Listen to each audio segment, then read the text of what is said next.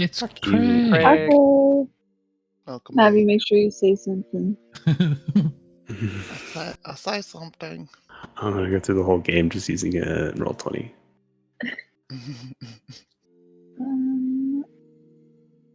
D&D.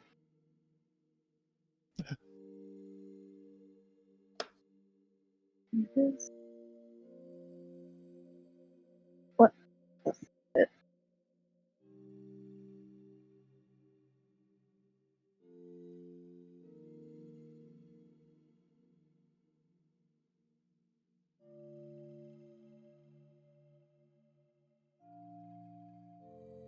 Real quiet all of a sudden. I was opening up all my notes and bits. I can't lead things off. I was stuffing my face. I need God to lead me off. Also, good news is my computer doesn't overheat running Roll20 if I don't sit in the Roll20 tab. So if I just sit in my Google Doc instead, it cools down and I don't have to back out of Roll20. Ooh. Nice. Yeah, I figured that out a few weeks ago. Okay, Modern solutions for modern problems.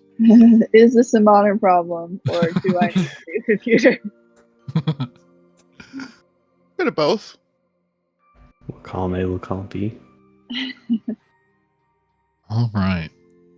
So previously, in our last game, we watched a number of events take place in honestly such a short span of only a few hours. Seeing Right. Kellen meet his new imp companion, Ziglag, as well as beginning the process of breaking in his new flying sword.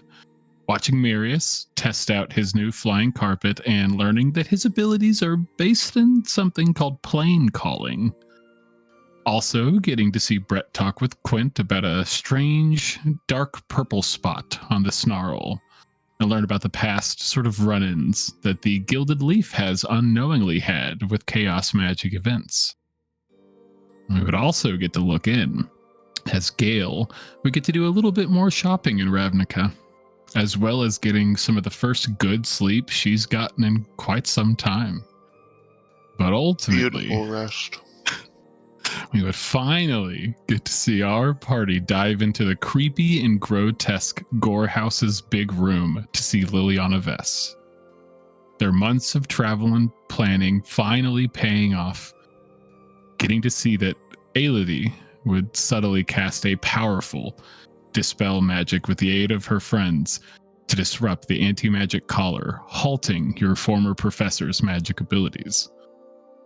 The party reveling in their victory for, less than a day, honestly, before setting off from Ravnica on board the Gilded Leaf, embarking on the roughly 9.5-day trek through wild space to the asteroid belt where the downed Dragonfly ship still resides. In our session today, we'll pick up about 24 hours or so into their travel, still being able to see the distant planet far, far, far off behind you as we sort of tune in to the Gilded Leaf sailing through space. Our sight would pan closer to the vessel as we would sort of get to see everyone mill about the space as they begin their trek back to the asteroid belt. Let's sort of do little vignettes, get little character moments, just sort of like, maybe like a little scene of what you may have gotten up to in at least the first 24 hours or so. Sort of get a temperature of the room. Gail, what would you be getting up to? Sort of in these first 24 hours or so of making your way back to the Dragonfly ship. I needed a sip. At some point, because Gail wouldn't have wanted to do it that immediately that night, just because everything was crazy. Mm-hmm. But the next morning, she would have probably woken up way earlier than she normally is. Which is just a normal early time. For everyone else. Yeah. And she would have made sure to like let Brett know that she's like interested in working out with him this morning, when in actuality she wants to find some alone time to talk with Brett. Oh. I love it. So she's probably maybe waiting for Brett to wake up or something. Just pulled a book out and started reading. I mean, Brett was probably awake when Yeah. you got up. He's naturally an early riser. Like, you probably got up at what you thought was an early time to go find Brett in the middle of his workouts already. And you're like, fuck, I thought I planned it. Shit.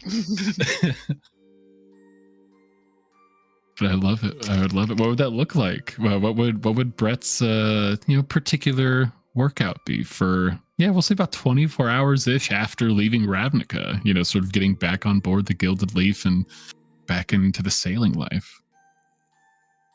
I think I think he does work out like on the bottom of the ship. It's like got the most space for him. For sure. He running around and stuff. Does like, I think they're called calisthenics, right? Yeah.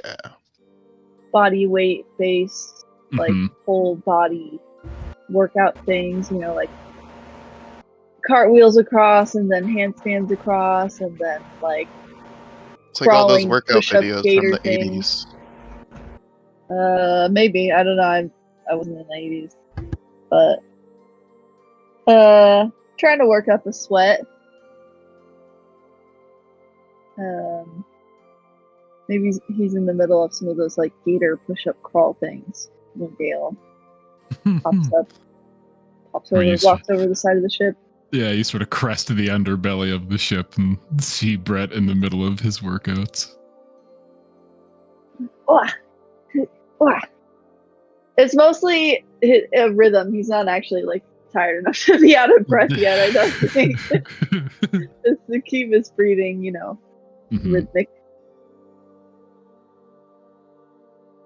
Oh. Of course you're already up. I don't know why I thought I could have beat you. Beat me? What? Morning, Gale. Huh. Good Morning. Care if I join? I mean, I don't care. Okay, well. She just starts. Do you want to start at the beginning? Okay, yeah, you stretch out. I'll wrap this up and think of something we can do.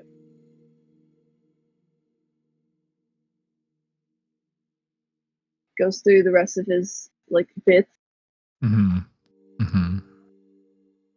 was like, I don't know if we actually want to get into this right now, or if we want to keep going around the room. Get everyone. You tell me. Would Gale bring it up early or later into the workout? If it's later, we'll cut to other people, see what they're doing. But if Gale's just like, warming up her arms and is like, okay, I'm not going to sit here for all of this. Like, you tell me. Yeah, I don't think she actually wants to work out today. Fair. She had her first like good night of sleep in forever. They finally had a W. Like, she's like, no, today's a break day. So as she's stretching, she's just gonna wait. They're like 30 seconds. Make it real convincing that she's actually putting in a stretch for this. Then she'd be like, so, I think crazy stuff yesterday, right? Yeah, I mean, I think it went like really smooth, like not crazy for us. Like it was crazy, but like could have been crazier. That's more of what was crazy, was that it didn't go crazy. You know what I mean? Yeah, I do. Good job teaching Elodie like the dispel and like working together and stuff. Like I couldn't have done that. Well, I mean, yeah. I mean, I guess I did kind of teach her a little bit, but that was all her in that moment. I think like Mary's side helped though a little, but like I get what you're saying. Yeah, it was like a team effort. But Leading the charge. yeah, I just meant like actually breaking the collar. Crazy stuff. We did it. Go team. Like goes in for a high five. She will meet that high five. Whoa. Oh, sorry, Cat. Probably a rare moment for you, Brett. Like, I'd imagine Gail isn't the typical high fiver of the people you try to high five on a daily basis. I think he can't help but be excited and like grab your hand in the high five and like do one of those like shakes. You know what I'm talking about? Like yeah. You're being jostled about. Oh. Oh, sorry. Here. Brushes your shoulders. Thank you. So you ready to do this workout? Well, before we get into that, I couldn't help. I was kind of thinking, something you said at Zio's place. Yeah. I imagine Brett like instantly tenses up. Yeah, he's like rubbing at his neck, like, oh. Starts doing some stretches, like, oh, yeah, well, I think I said like a lot of things. Zio's pretty chatty, actually. Nice guy. Those lemon bars. I'll get that recipe. Yeah, I just you kind of brought up something about like if we had a dispel collar and like what if you used it on someone who was what was it, how did you put it, filled with chaos magic? I don't know. Yeah, maybe I said something like that. Zio really seemed to like hypotheticals. Very hypothetical. Yeah.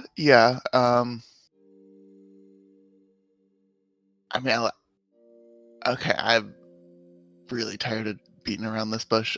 I don't mean, I'm not gonna try and offend you by saying this, but like, let's be real here. You're not much of a hypotheticals guy. Yeah, well, maybe I've been grown up. Well, what are you trying to say, Gail? Did something happen with Quint? You mean like beyond? I mean, he like spinning in a circle, like stretching his arm. Look, I'm not mad. I mean, we all know you've been talking to Quint. And I kind of wanted to give you some space, but like that, those are some really specific questions yesterday.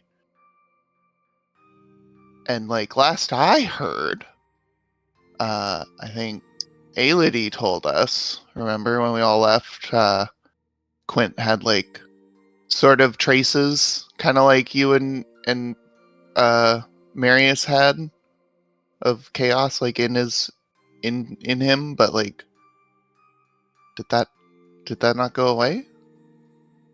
She like she genuinely like looks concerned right now. She's got like her hand on her chest, like.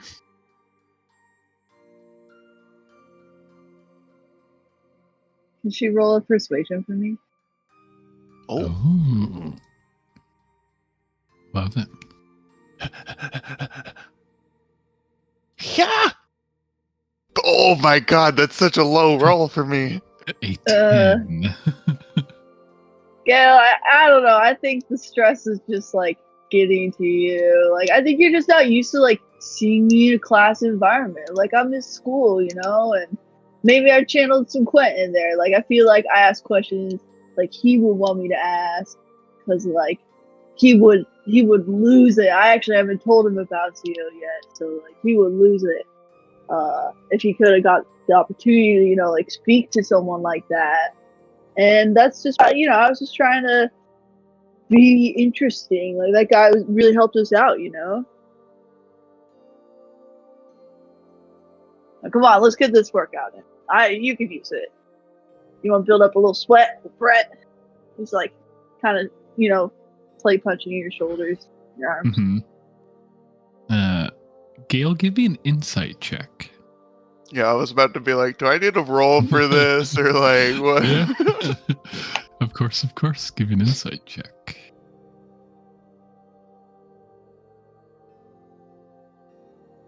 $15. Maybe quelled for a moment as like Brett's sort of shooing it off. I can only pick up that he doesn't want to talk about it. Yeah, at least. it's probably those lingering moments when, you know, Brett thinks that, you know, he's basically, you know, won the quick little like back and forth, where there's still that like worry, a little bit of grief like across his face as he like kind of turns his back away to keep on working out. You know, like that meme where it's like, hey, we're having fun, right? And then the other person goes, ah. And they go, what's wrong with you? What are you doing? And they're like, breathing.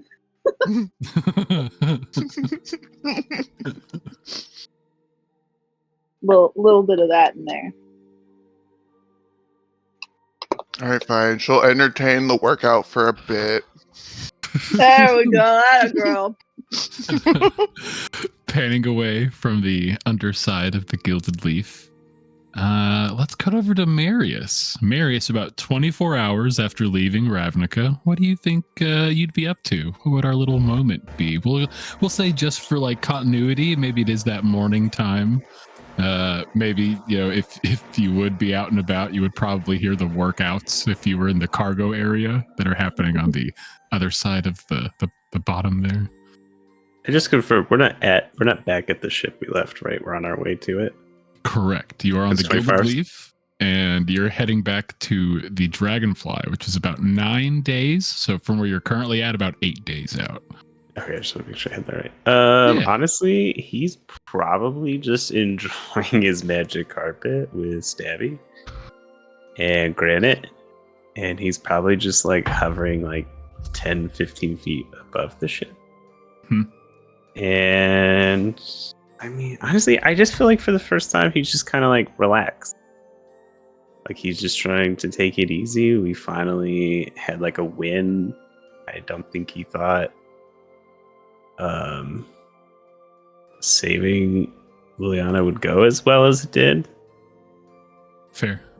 So I almost picture him just kind of like that, lean back on like one sort of elbow, just like maybe feet kind of tangled a little bit, just like enjoying the God, what is it? I want to say Phlogiston, but I don't remember what we. Oh yeah, you guys would currently be in, you know, wild space. You're currently is still inside that sphere that is was the Omnisphere, I think is what this sphere is called. I always forget the names.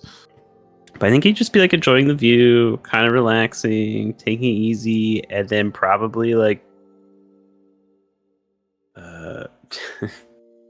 like just rhetorically talking to Stabby, like, oh man, that went really well, but I wonder what this Planescaller thing is. Do you think Liliana would know? Do you know? Maybe Stabby like turns his head. He's like, we don't know. Just stabs the air. Stab, stab. Is that a no?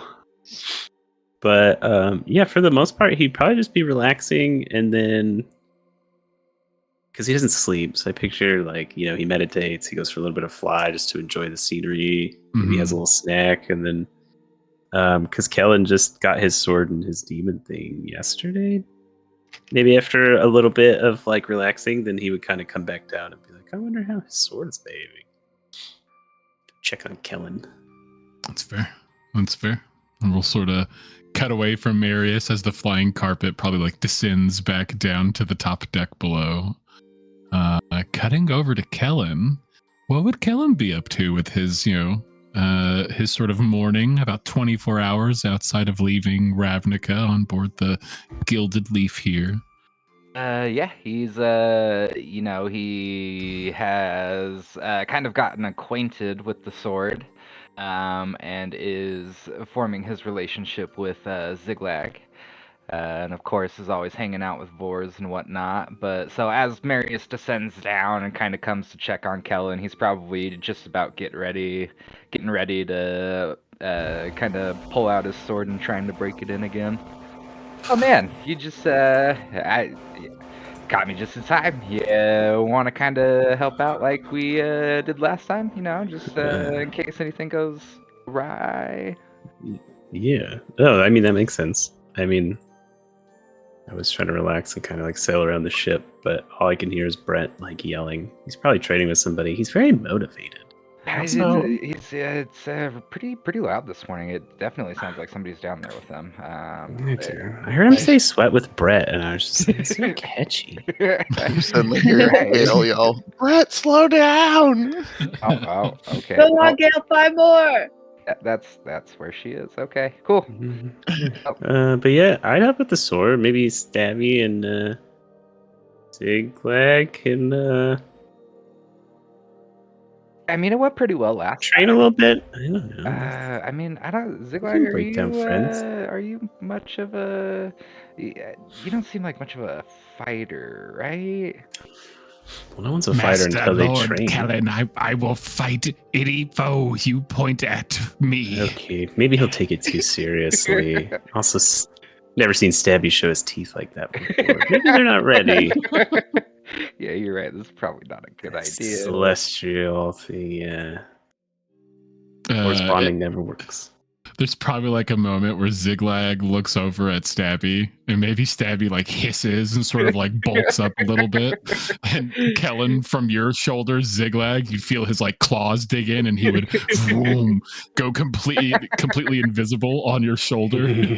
Oh. Master Lord Kellen, I think it wishes to strike us. No, I mean Stabby's a friend. We will just we'll get you guys acquainted later. But I don't think he's gonna hurt us. I know he's not gonna hurt me. No one could, Lord Master Kellen, the greatest in all of the land.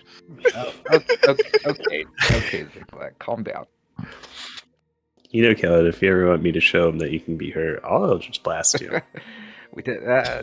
No, that's okay. I'm sure Gil will. Sure? I'm sure Gil at some point will turn a corner and shock me anyway. So It's fair. Yeah. Now we can have both have shoulder pain. I've moved on. It's just every time a storm comes through, I just kind of feel it. Yeah. Anyway, sword time. Sometimes it's like the arrow is still there. I love it. As you pull out that sort of heavy case that the sword is in, it would have that occasional movement from it now. About 12 or so hours after you kind of first tried to sort of master it, it sort of laid still, didn't do anything. But after about 12, 13 hours, it would buck up every now and again. And so you undo the latches, undo that sort of like leather strap that is sort of bound around it. As soon as the case is open, just like last time, whoom, this pointed blade would fly out from it and immediately go to strike at you, Kellen. I need you to roll for initiative, my good sir. If I'm there helping, should I roll as well, or can I just like give like the help action to Kellen the whole time? I mean, I'll let you sort of call, because I just figured y'all would just sort of give the help action as much as you could. But if you want to be in turn order, you can definitely be in turn order. Let me look at my bits real quick. Okay. Can I give him the help action, but if I want to cast anything, it would just be on his turn? Sure, that sounds fair enough to me. Because I feel like for the most part, he would just like help, and then if things went a little awry, maybe like pop a heal or something. Yeah. For mechanics' sake, we'll just say after his turn, since you're being very reactive to like what he's doing, basically. Or maybe I'll just have like silvery barbs prepped. Fair enough. Hold that Fair action. enough. That was I mean, kind yeah. of thinking. So. Well, silvery barbs would be your reaction, so you could pop that guy whenever, you know. But as far as like an action bonus action situation, they'll just be after him. Okay, cool. Then yeah, I'll Beautiful. just kind of keep giving him the help action. Immediately, Kellen, this sword rising up and immediately going to strike at your abdomen. I need you to make me an athletics check. Just grab back onto that handle and just will this thing not to try to stab you. 19. 19. That's probably going to beat this guy. Let me see. Well, I guess he doesn't have proficiency, but he is kind of dexterous. 7. You manage to grab onto that handle, and much like last time, you feel that restrain. It's like your face is a magnet, and it's trying to pull this blade tip straight into your face, but you're holding the hilt as tight as you can. Your hands on the handle. Ah! You managed to sit here with it. Roll me another athletics check. And right before we'll go to the sword's turn, as this is like your basically like your extra attack, because you would have 12. 2 of these. 12. This guy, one more again. We'll give him a disadvantage. Oh. 11. Whoa! It would get eerily close. And Marius, maybe you're like ready for that silvery barbs, that magic sort of lingers on your fingers, but at that split second, Kellen like rights his arms back out away from his head. And we'll go to the flying sword's turn real quick. Do a quick attack on you. This will be disadvantage since you've won both of your last ones. I'm guessing a 9 will miss. Kellen. It maybe like jolts up towards your head, but you kind of pull your head to the side and then right your arms once more. Give me another athletics check, my good sir. Oh, why do they keep getting worse? 11. Disadvantage. Give him a help you can- action on that. Sure. Come on, Callan, grab it. Use 2 hands. Reroll? You're better than this. Better than a sword. Yeah, just give me one more roll. Yeah, 20. Nat 20. I'm so inspirational. So inspirational. And as you're sort of like holding this thing and willing it, it would maybe be only about 45-ish minutes this time of you holding onto the handle as tight as you can. This 45-minute stretch, it luckily isn't strong enough to like jolt out and attack you, but you're sort of just holding it still in place as if the blade is just trying to be pulled straight to you. And about 45 minutes later, it would drop to the ground. Your arms probably numb at this point as the blade sort of like sags to the ground. Oh, progress. I didn't even have to use my tentacles that time. Oh god. Oh god. Oh. You sure this is worth it? Ziglag. Lord Master Kellen.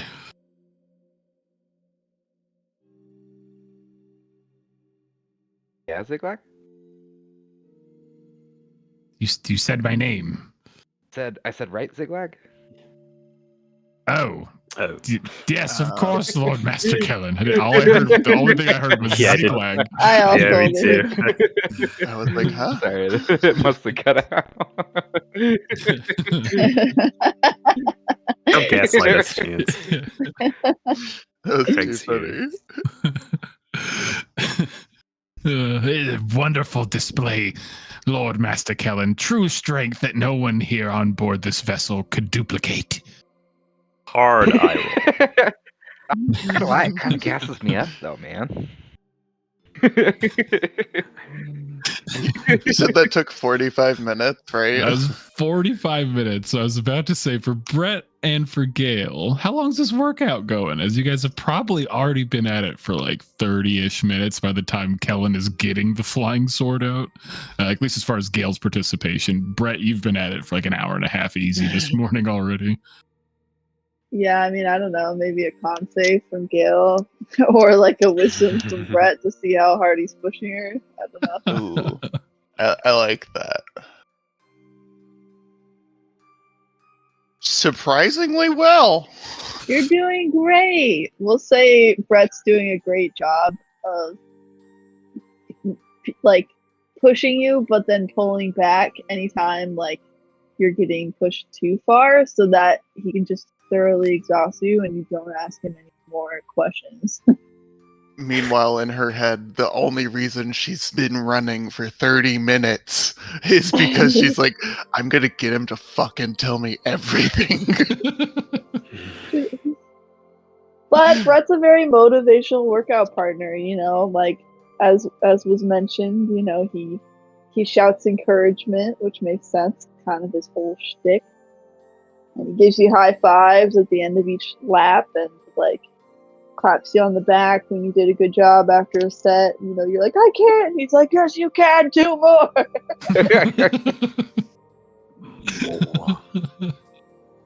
Maybe say he's with that- starting to understand the appeal. I'd say with that 25, it's I can't. Yes, you can, and then immediately starts running. No breathing problems whatsoever.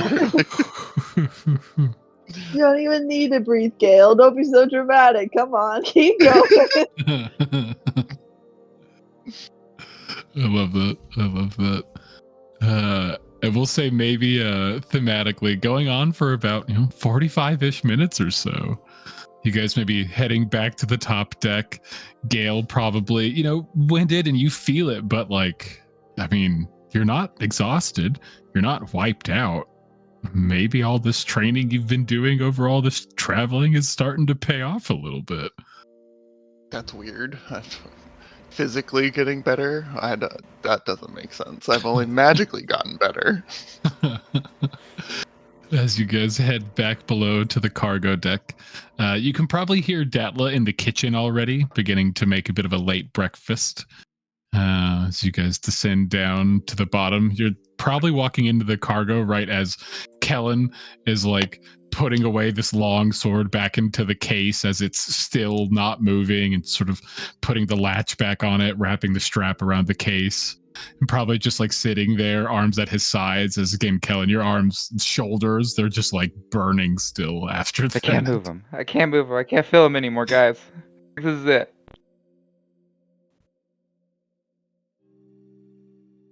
You did How's it great, going? Kellen.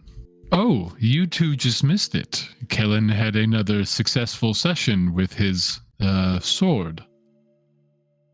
I forget, okay. does the sword have a name too? I don't know. I haven't asked it yet. You think that'll go well? Do swords talk?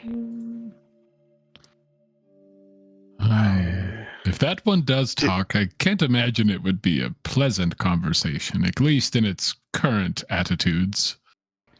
Yeah, imagine something like this. Die, die, die!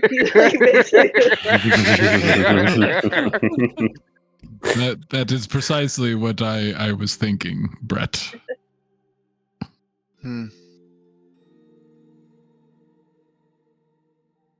Clap on your shoulder. Well, good luck with that.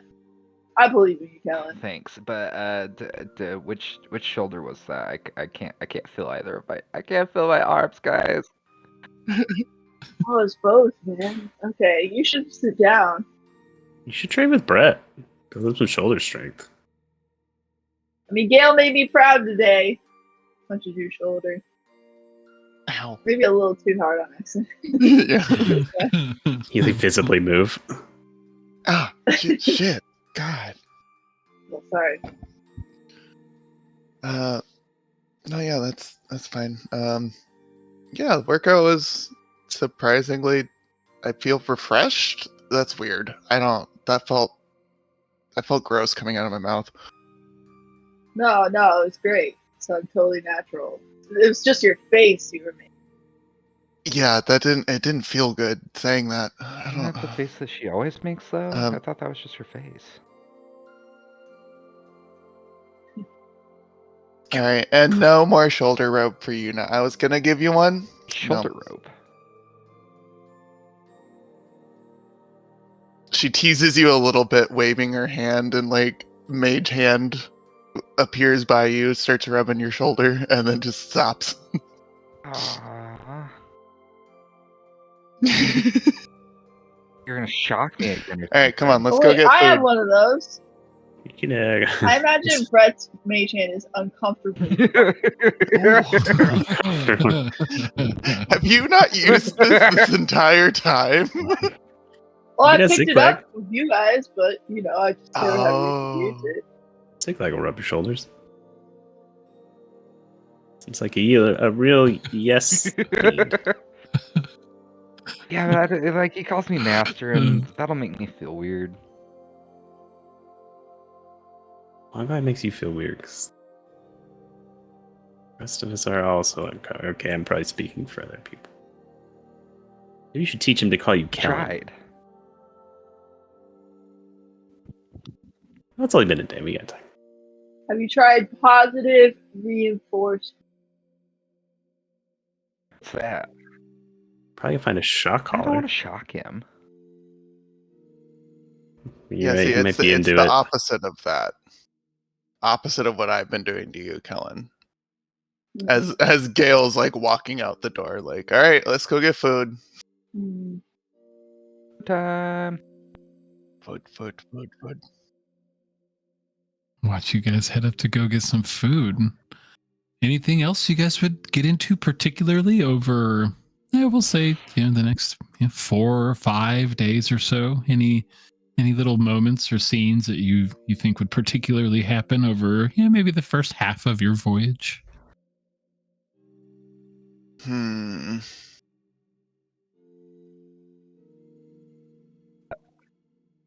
mean, Brett would inform Clint about their success. Oh, Quint would be elated. He would let you know he still hasn't found Mayru to invite him to the study group.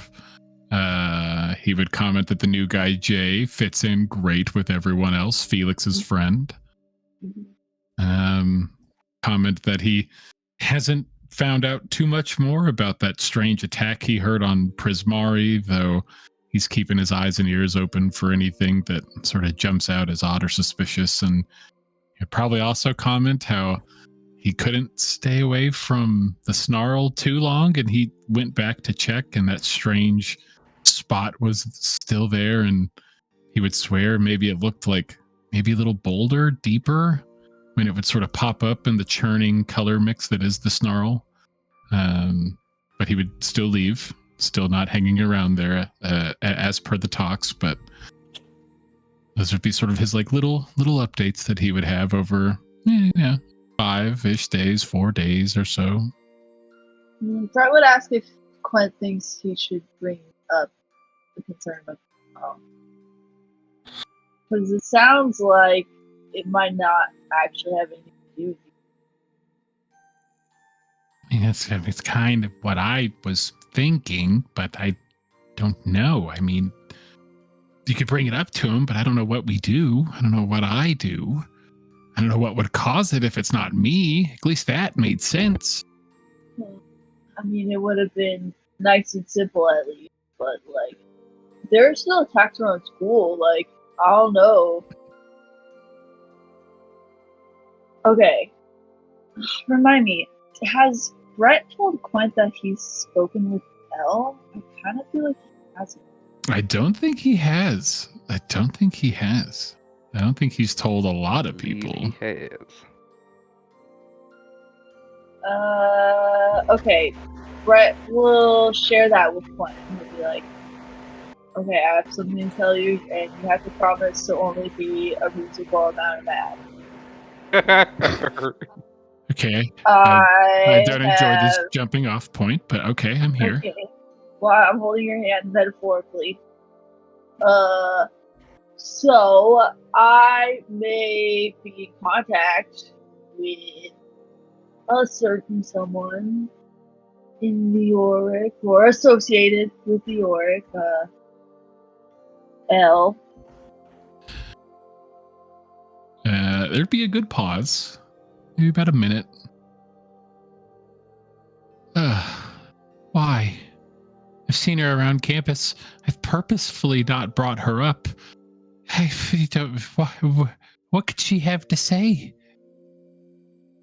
Well, it was kind of me who reached out to her just to like, because we had that thing happen, with the at the theater where they like tried to kill everyone, kind of, maybe. I don't know, they kind of seemed like they were trying to pass off as a joke. Didn't seem like a joke to me, interrupting my show to try to kill my friends, kind of messed up.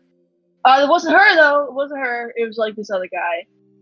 Okay, getting sidetracked. So that's how we started talking, because we were like, "Whoa, you following us? Like, what are you doing here?" And she was like, "I didn't know you were gonna be here." And so then I just, we just kind of talked a little bit. Because I was like, it's fucked up what you did. Like, I confronted her, man. I told her, and she was like, "Oh, I didn't want to do that. I see you guys as my friends." And like, honestly, I kind of believe her a little bit, And so I reached out like once in a while, just kind of like check in on her situation. And my point, the reason I'm up, is like, what if the orc is still doing like shit on Strixhaven, man? And like, maybe I could see if she'd be willing to tell us a bit about it.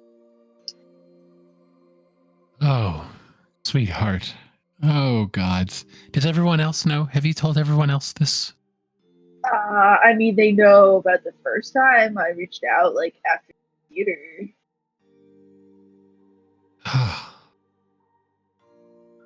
Okay. I'm just taking it in. I'm I not passing haven't judgment. told her I'm not anything. passing judgment. I only contacted her while we were out in like, what's it called? The Wild Seas? Wild space. Well, The Astral Sea. yeah, the Astral. Oh, Like, just in case somehow she could maybe try to track us, like, because it's crazy out there. I described that. So, like, I'm being careful, but just like checking in. So, like, it's her mom, man. I'm not trying to make excuses. I'm saying, like, I get what it's like to have parents who just like make you do shit. You get what that's like. There would maybe be like another pause. Okay, look, don't try to humanize the person that like killed me or whatever the fuck happened, okay? Let me process okay. this. Yeah, no, I'm sorry. I love you. Sorry. Yeah. I get it. I love you too. I'm not passing judgment. It's just a lot. Okay. Okay. Maybe. Okay, maybe they are doing something. All right. I don't think that's impossible. Wait, you said something a minute ago about the other guy, right? You said the theater, and there was her mom, there was the other guy, he's the eye patch guy, and there was the other guy. You said he had like wispy hair, like a mustache, and I think your words was like a douchey smile. Very douchey. Okay. Huh. Was he pretty tall? Wide shoulders? Kind of piercing do I need eyes? to roll any kind of history or anything? I feel like Brett's a people guy, so like. Yeah, I would say probably not. I mean, that moment was probably seared in most of your minds. And as Quint sort of goes on describing this figure, giving details Brett never specifically gave, but as soon as Brett's building, or as soon as Quint is building out this mental image, he is describing this third person. Yeah, exactly. Okay. Oh, shit. Okay, sorry. Phew. Okay, so that guy, the guy I'm describing, you guys never met him, right? You never talked to him. He just like saw you guys. I mean, I didn't talk to him. I feel like maybe someone talked to him. I don't think any of us actually talked to him, but I'm pretty sure Gale was the one who spotted his aura and pointed him out.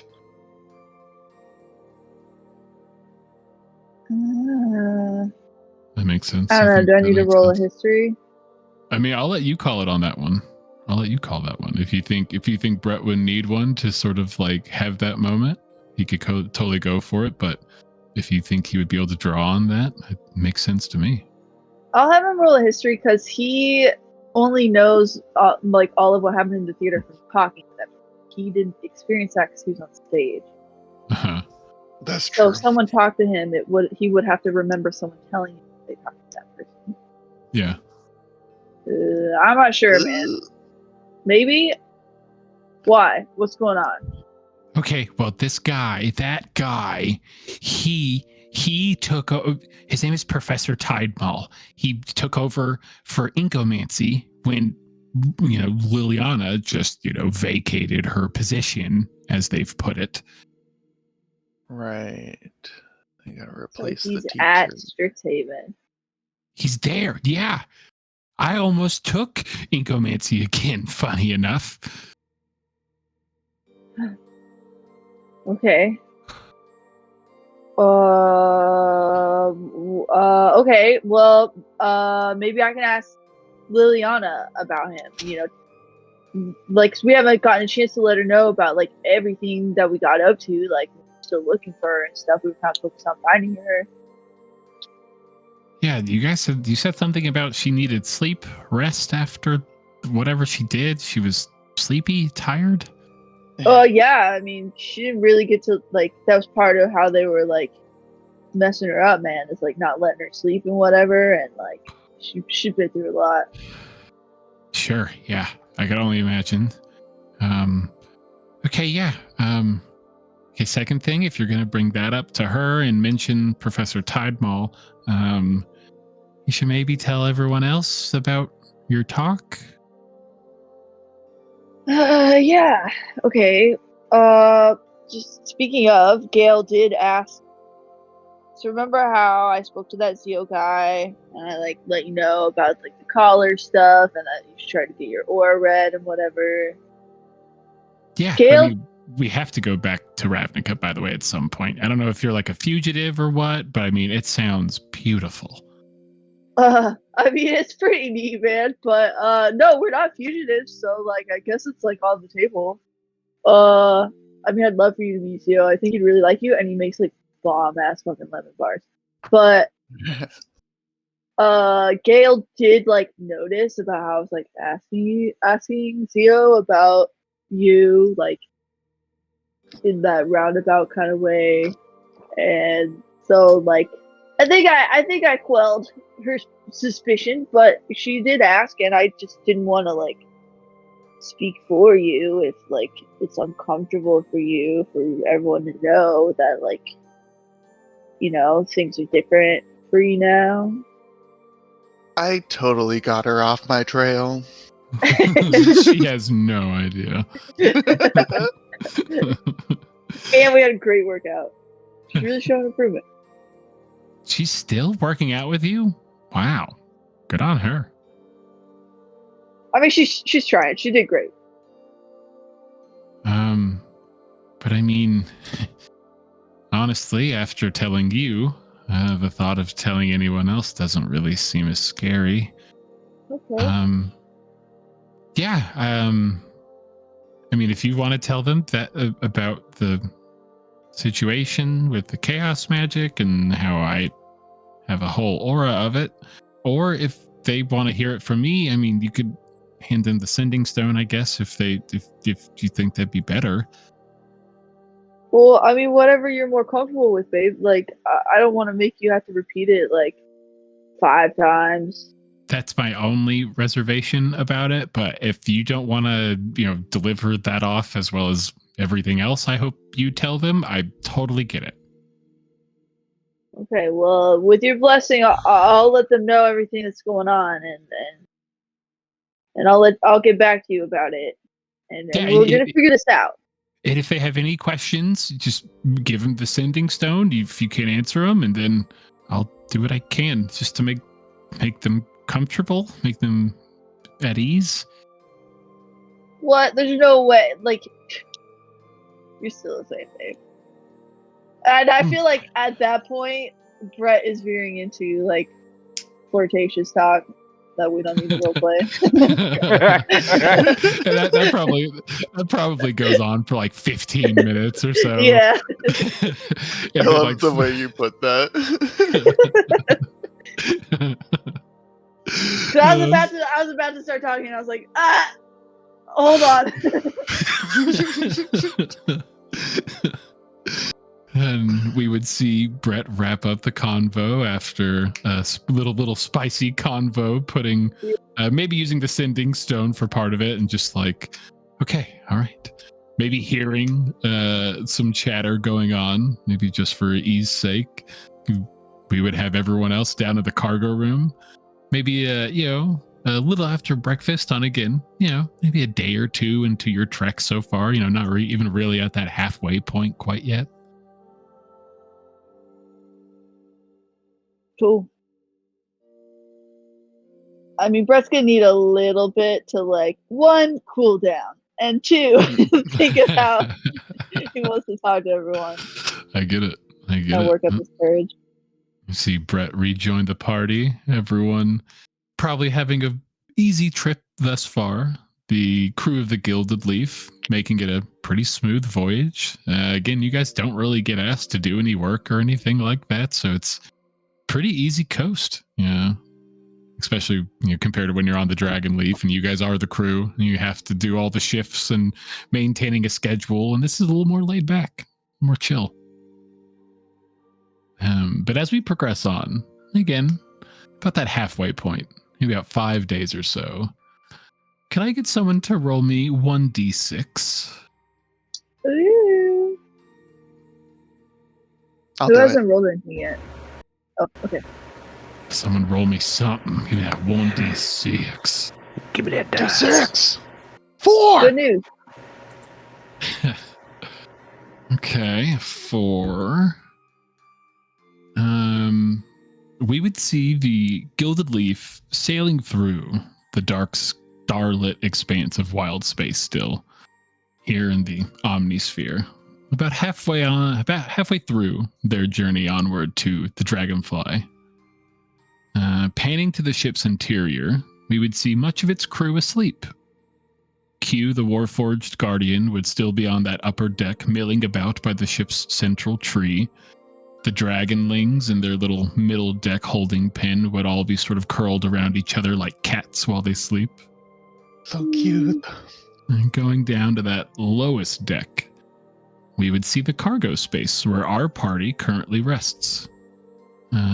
On this particular night, Marius, again, about 5-ish days into your trip, do you think Marius would be sleeping, or would he sort of be milling about doing his own thing? He still mills about. The only time he really sleeps is after like major battles, or like when he exerts a lot of magic just to like recharge. Yeah, not that he has to, but it's just like a preference. Like, I just don't turn everything off. Well, what would Marius be up to in this lower deck on this particular, sleeping hours, as it's all like kind of like a constant night with the almost never changing starlit expanse that you guys are wrapped in? I mean, I don't know. Let's see. Successful. He is down. He'd probably just be.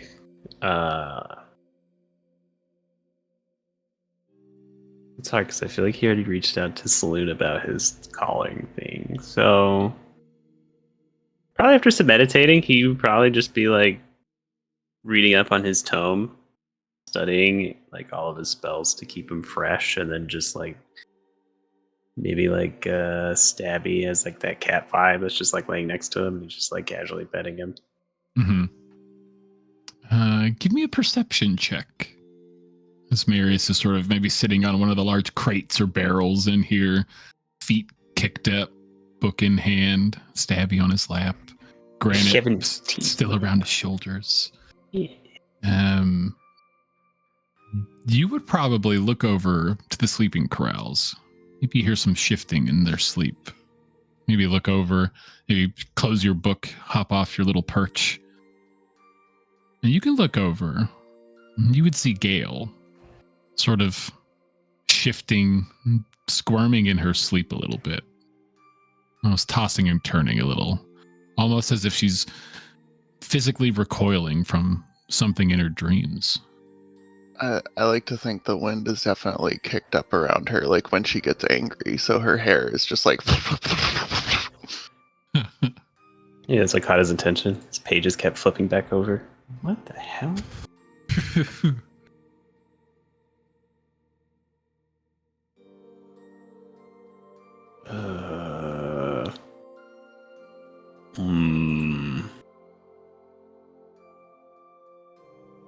I knew. From a safe distance. The mage hand is like just kind of have it push on her shoulder. Mhm. Gale. Maybe I'll even try to use message. So I can be louder but not wake everybody up. Just kind of be like, hey, wake up.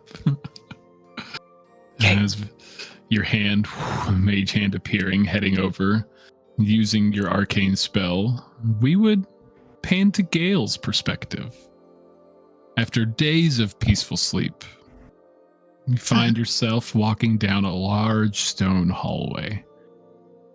The uneven cut to the tightly packed stone floors and matching wall would give this corridor an eerily familiarity to it. Moving down and down and down and down this seemingly endless hallway, you'd finally come upon a large metal door set into this odd stone wall. This harsh dead end from your point of view just instantly appearing after what would be perceived hours of moving down this hallway. What would Gale like to do? There's that like one little look around just to make sure that there's no other fucking doors, but of course there fucking aren't. And the other end of the hallway seems miles away at this point. It's like the only way is forward, I guess. Tries to open the door. You move over to its sturdy handle, and as you twist it, opening up the metal door, you would immediately, as if warped inside, would find yourself in a space that you definitely remember. Seeing you're now in the cleared out and empty space that was Garther's office. I knew it was Garther's. I knew it! Seeing signs of heavy combat all about the rectangular room. Impact marks from wild spell casting all around the floor. Arrows lining an entire wall on the opposite side of the space. And blood spattered about the entire area. Taking all that in a blink of an eye, figures would begin to fill the space, moving and pulling your attention, as if they were there the whole time. As you watch in horror, all of your friends and loved ones would be dancing in this room together. But as you make out each face, you would see that every one of them would begin to look brutally slain as you make out their form. Still dancing, all in this strange procession, you would see Kellen with a massive bloody hole through his head, dancing with Mina, who has clearly been scorned with searing oil. Brett and Quint having a matching chest wound that would expose an uncomfortable amount of flesh. Seeing Phineas missing an arm up to his shoulder, with Ingrid, who looks to be deathly pale and malnourishedly skinny. This being just a handful of the people you would pick out in this dancing, grotesque ballroom-esque form with battle scars covering the area. What would Gale do in this strange, terrifying moment of recognition? I don't like it. She's trying to fucking storm sphere. Get this shit out of here. As soon as you go to cast your spell, your magic is gone. Your blanket, your safety net.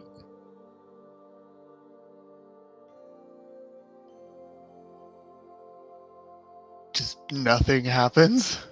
Nothing happens.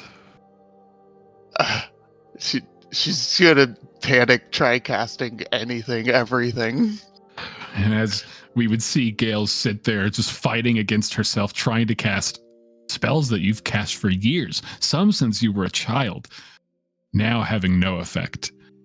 And as you look back to the dancing forms of all of your slain loved ones, previously unseen, rising from the crowd from its center, you would see an elderly half-orc, Garthur the Corrupt, rise from the center of the dance, lifting in the air thanks to these dark, purple, energy-like tendrils that allow him to ascend. Watching two more free tendrils uncoil from around his abdomen, his voice piercing the space, hearing the words almost as if they're spoken right next to you. You've finally come to join us, Gale. You've finally come to meet your fate. What would Gale do in this terrifying moment? No magic. All the dancing stops. Everyone's staring. I think in that moment, since this is a dream, and since in her mind, her magic is so closely related to like who she is elementally and physically, like she goes to take a breath in and there is no air anymore for her. Mm-hmm. Mm-hmm. And she just starts like hyperventilating in the dream because she feels like she can't breathe, even though physically she is breathing. And almost as if formed from the bodies of your loved ones in this moment, almost unable to breathe, you would see an unimaginably big mage hunter begin to form from everyone, from everything, slowly solidifying as it would begin to rampage through the space, crossing at an unrealistic speed. Seeing the strange insectoid-like creature move and leap upon you, Gale, I need a dexterity saving throw. Oh my god. I hate this. Jesus. A natural 20. You really hate it. Our perspective would shift, panning away from this nightmare scape. We would see Marius reaching over with a mage hand. It would just touch Gale's shoulder. You would expel the message, Gale, wake up, wake up. Boom! A sudden impact, a crash on the starboard side of the vessel, tossing all of you about the empty cargo space. I need everyone besides Gale to make a dexterity saving throw. Oh, shit. What? It better not be a mage hunter. I would be so mad. You're manifesting. You really That would be so funny. Please, I want to be the only one to succeed. That would be hilarious. Oh, kill. It's always ready.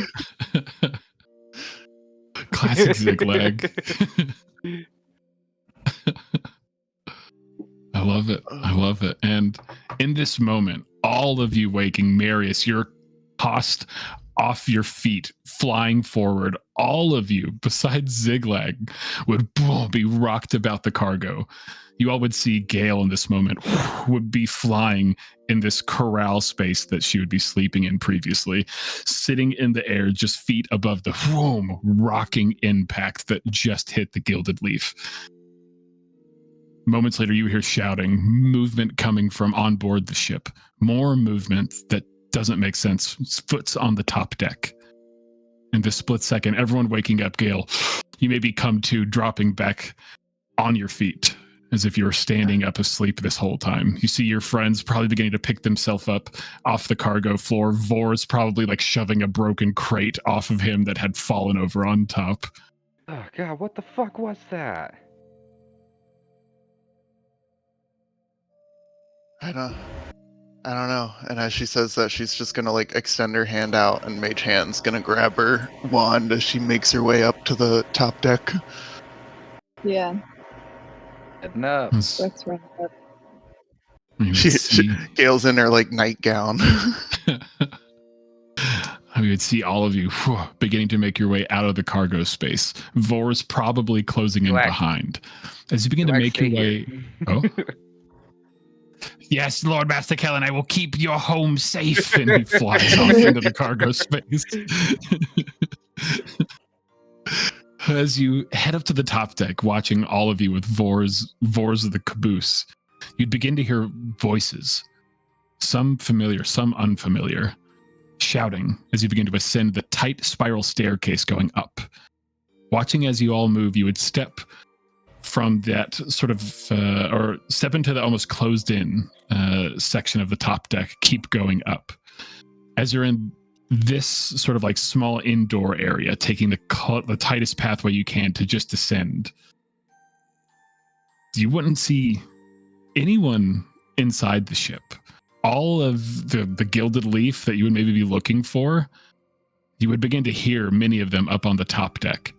As you come to this room, you would see Ari, probably his back up against the corner, the doors both shut. He's sort of panting. Pirates, we got invaders on the ship. And he would sort of just push open the door. Let's go ahead and roll for initiative. Shit. Oh, shit. The pirates that we always expected. When we least expect them. Solid 15.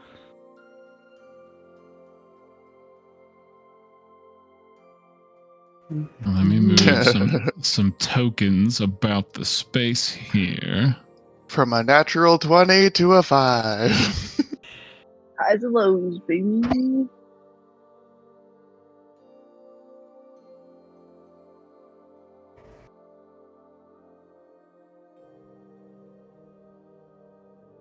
I actually don't really mind going later with Gale.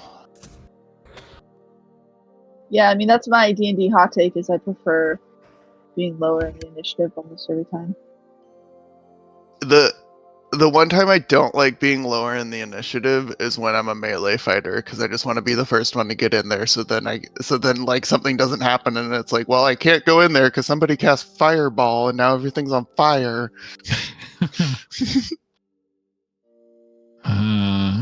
As that door is sort of wrenched open, you would see uncomfortably close up against the gilded leaf. Clearly the two vessels have touched and impacted each other.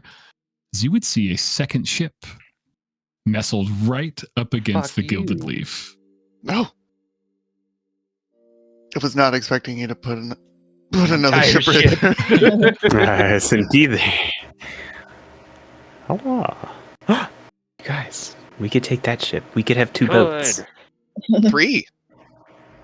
Well, we don't own this one. Oh, We wait, have a no, Blanc yeah, Captain right. Duh, okay. face, so. Yeah, and I'm pretty sure we're not allowed to take it from these people. That would be pretty shitty, right? Right, guys? We can do whatever Well, we I want. mean, if we just, convince them to be a part of our group as well as the Starfleet. God, I really play two characters. They don't have to physically be with us all the time, just in name part of our group. Oh, no, this is how we play. So, as you guys would see that scene on the top deck, ship right up against, you would see broken wood, that sort of starboard side railing almost buckled in slightly. There would already be 4 figures on your deck, seeing 3 more easily on board the other ship, as well as possibly more in the interior. Without any perception check, the ship that you would look at that would be crashed up against the side of the gilded leaf would look old, uncared for, unkept, like it's survived many battles and they just haven't kept it up since. And as you would take in this scene, you would also look out, seeing Datla, Kaisher, Fern, weapons out, spells at the ready. I'm going to give you guys the option. If you would like, you can pilot your Strixhaven character and your Gilded Leaf character for this encounter. Oh my god! Oh my god. Yo! Yes. That sounds fun. But my 2 bards? Wow. Figure it out. We're different all right. levels, right? Yes, you will see the level discrepancy. They all should be good. I did a once over. They did have a level up since you've last seen them. Let me see. Slow up. Here is Q for Kellen.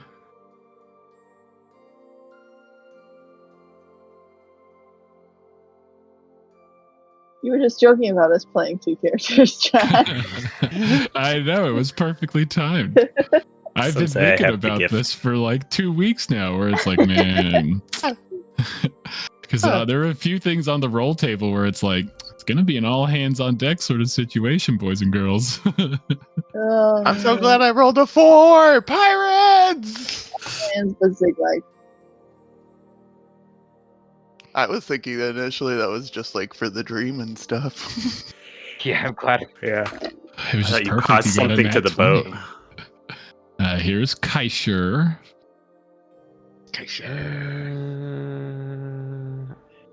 This is how do I want to create this character? Just click edit. Yeah, you should just be able to like edit directly, and it should keep everything. I have no bits. On Kaisher? Try refresh.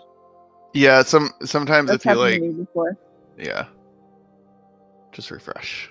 Yeah, I double checked it. It's all there, so hopefully the refresh saves the day. Here is Fern for you, Bryce. Oh man. Yeah, okay, that did fix it. Princess with class. And then here is Datla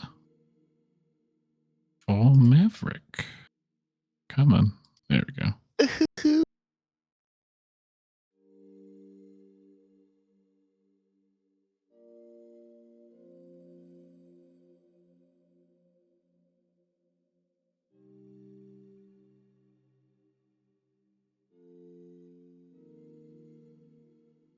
Oh, this is so crazy.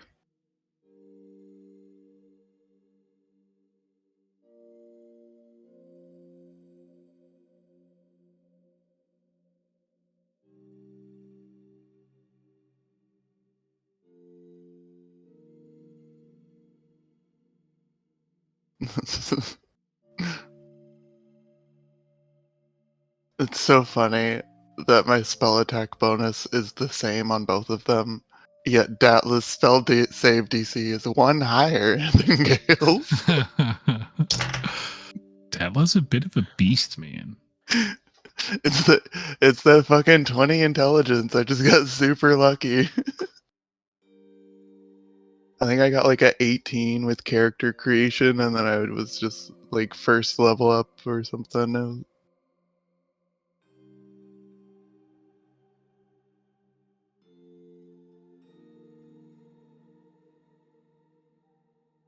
Yeah, that sounds right. It's something like that.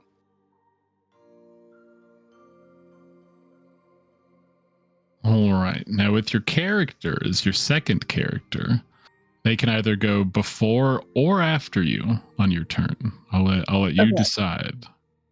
And so you can Is that per round or we decide Yeah. it at the beginning? per round. Cool. If it gets to your turn, you're like, you know what? I want Fern to do this first, and then I'll do this on my turn. But you do have to keep it segmented like that. So you'd have to complete Fern's turn before you could go to Brett's turn in that scenario. Got it. That makes sense. Oh my god, Fern's rich. Girl, hand some of that over. I mean, yeah, Dallas got 4,000 gold just sitting in Way there. richer than. All right. If everyone's good on their character sheets, let me roll for the baddies. Get their bits open. Oh, Dallas so squishy though, and why is she all the way over here? What are you doing, girl?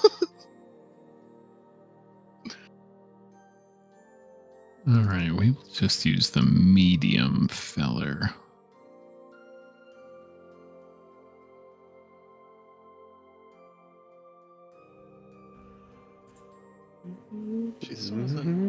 Dallas still has an inspiration point.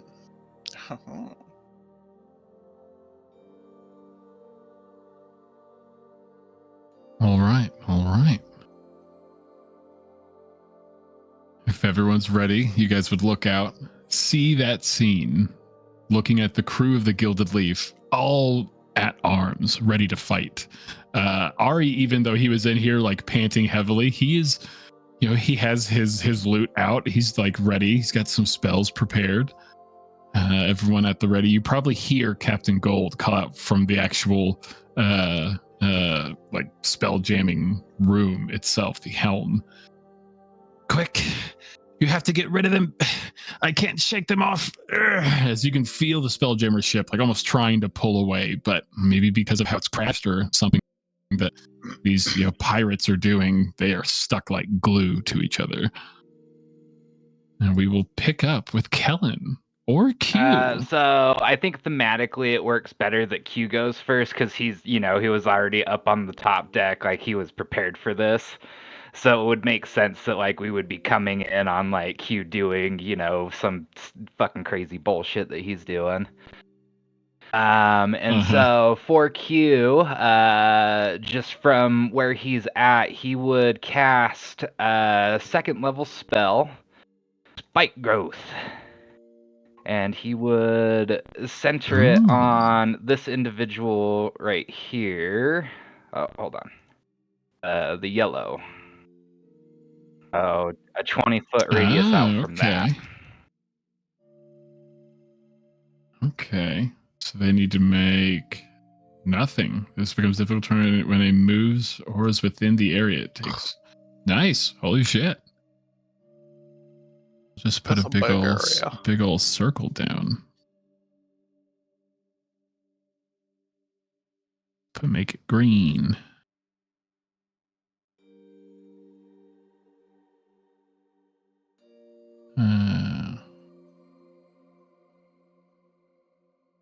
That's a big circle.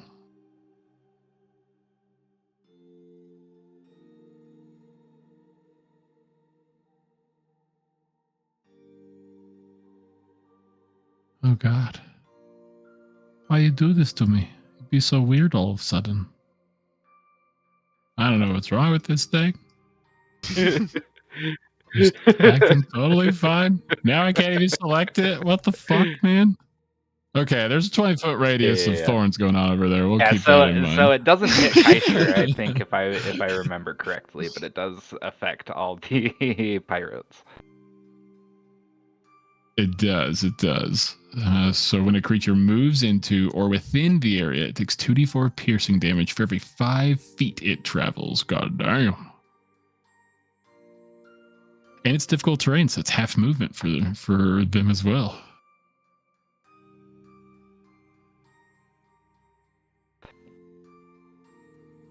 So that will be Q's big entrance.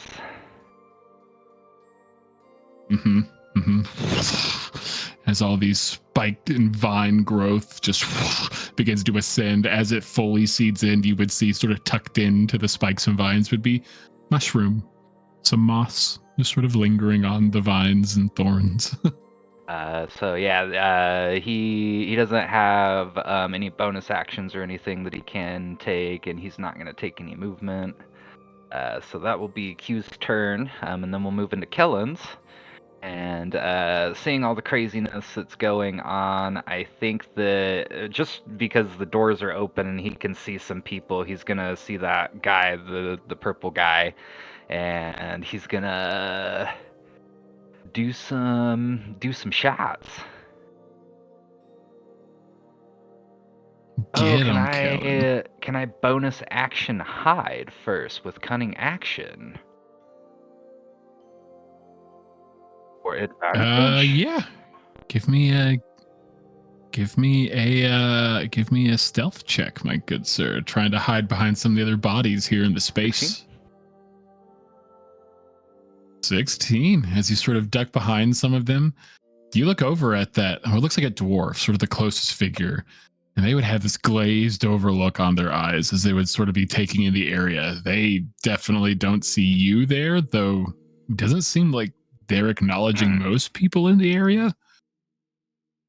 But nonetheless, you get advantage on this shot. We're gonna go sharpshooter. A 21 will hit. With sneak attack, and then we're gonna empower that with a psionic strike. Haha. Take off that mark and roll me a d8, my good sir. 6 more, dang.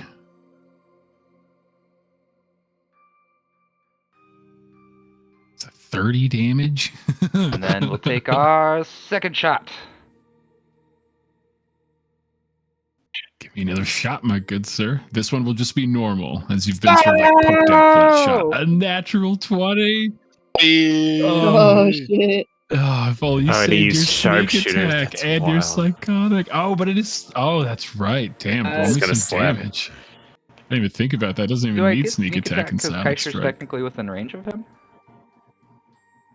Oh, okay. Yeah. You only Yeah, get sneak probably attack once. once on your turn. Yeah. Boom! True, you don't even need it, dude. Oh. Only 6 less damage than when you added everything on top. Phew, 24 damage. As you let loose this clean shot, it would go straight through the dwarf's head as you would see them fall down to the ground. And then Okay. we will action surge. Action surge, yes. Action More surgeon. shots. We'll go for blue. Sharpshooter. 24. 24 will hit. And 16 our last damage. shot Nice. on blue. 24. 20 damage. Will hit. Good God. Oh my god. As you make another impressive shot on this guy. And this should take down a normal man. These 2 shots you just land, there's one that goes through the jugular, another one straight through the heart. By all means, this guy should be down. But you would see them still standing, this glazed look on their eyes as they sort of look over, probably fully taking in all of you in that little corridor that you're That should located have in. killed him. That should have killed him. One's enough for you, Callan. And Yeah. that was on blue.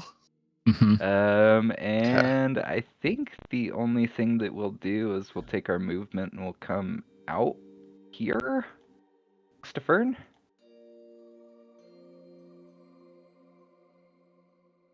Love it. You slide out through the doorway, past Ari, past Brett. As you run past the down dwarf, something flies off of this dwarf. The fuck? Throwing itself off. I need you to make a this would be a Constitution saving throw. What? 23. 23. Jumping up in the air, a momentary reaction as you turn, slice real quick with one of your tentacles that just whips through. It looks like this strange, flat looking entity, almost like an amoeba, possibly. But on one side, it would be smooth, almost like a dolphin skin. But on the underside, it's belly that you would see as you would slice it with your tentacle, it falling in 2 pieces. The underside would be lined with sharp teeth. And in the center where you cut through would be a thick, almost pulsating mouth that you sliced in half in this moment. Oh my God, are these guys being controlled? Oh no. And that will be it for Kel. Here's a little handout. There isn't great art for these guys, but these are Oh, puppets here, cool. parasites. Ah! There's weird things on Oh, these wow. guys. I think Gross. they're controlling them. Don't let them get on you. Oh God. As you move over to that space, Kellen, you probably look at that puppeteer parasite as it its 2 halves curl together as it dies like an insect. Yeah, that's gonna be it. Anything else we on your used turn, my action, good bonus sir? action. We used all the bits, me lord. Solid turn. We're going to cut over to Marius or Kaisher. Kaisha's gonna start. He's gonna slide over. And we're gonna use spiritual weapon. Ooh, easy I'm gonna have peasy. it pop up right there. Mhm. Kaishu's spiritual weapon look like? And then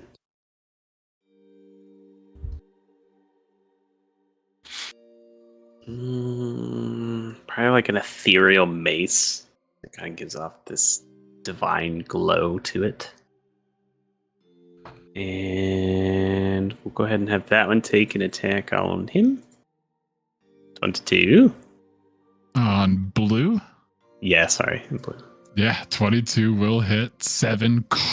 The strange spectral radiant mace crashes into the back of this guy's head. And you would see that his head unnaturally, Kaishir, snaps forward. That snapped his spine. But you would see the head sort of be jostled and kicked back, that glazed over look still on this man's eyes. They're still alive. They're still fighting. Oh God. And he's gonna grab his spear with 2 hands and try and just drive it into his chest. Gah. Get him, Kaishir. Aren't these people even 23. still alive? A 23 will hit. As you jam your spear into the chest of this man, he almost buckles a little bit under the pressure, but he would begin to push back, stand against the immense pressure that this minotaur form is putting on them, pressing themselves into the spear as you almost have to like push them back to pull the spear out. They are still fighting well beyond past when they should be able to. Okay. Those are his bits.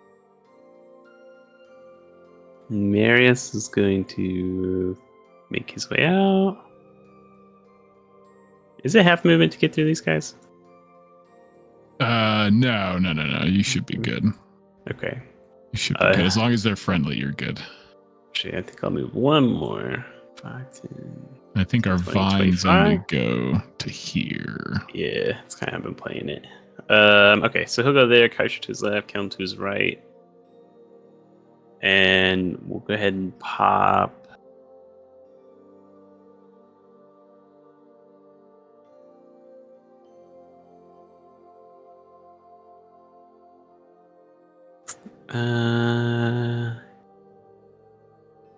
Yeah, that's what I want to do. I'm gonna stick with that. I'm gonna stick with my plan. I'm gonna go ahead and pop Hex. Moon's Curse. I'm gonna do it on the Gith. Okay. What's our hex look like again? It's been a little while. It almost looks like a shimmer of moonlight. Oh, that's right. Like they're kind of lit up by moonlight. Mhm. Cool. And I think I'll make it, I guess, dexterity. Beautiful. Right? Yeah, disadvantage. And then, I'm just gonna Eldritch Blast him twice. Eldritch Blast. Eldritch Blast. Okay, there's one. 14. 14 will miss as he Goes manages a little to wide. step to the side. Asshole. Another one. As he manages to evade your second hit. The Gith would almost have no recognition of you. It's like his body is just reacting to these shots and he's dodging them. Ooh, excuse me. Well, that was uneventful and embarrassing. Just kidding. We did that. We got that. I did my movement. Yeah, those are all my bits. Solid turn. Venade, my lord. We will go to either Fern or to Brett. I think Fern's already outside, so I'll have her react first. First at the stairs. Yeah, well, she's already outside because she came up from up top, I think. So, we'll have her react first. I think she will. Oops. Hit my mic. Let me check. This is in range. Yeah. She's going to do a shatter. Oh. Right here, Nice. I think. So 10 feet, 10 feet, 10 feet, 10 feet. That should get all of them. Yeah, that gets everyone that's up right now. So I'll need Constitution saving throws Beautiful. or 3d8 damage. I'll go ahead and roll that. 10. 10. To make life Yes. easy, I'm going to do one for the small brigands. It's con save. Do have advantage. Oh, an 18. Both of our two small brigands in the back will Oh, I try think to they're shield whispered. them. Oh, you're right. Small brigands is whispered. What's up with that, man?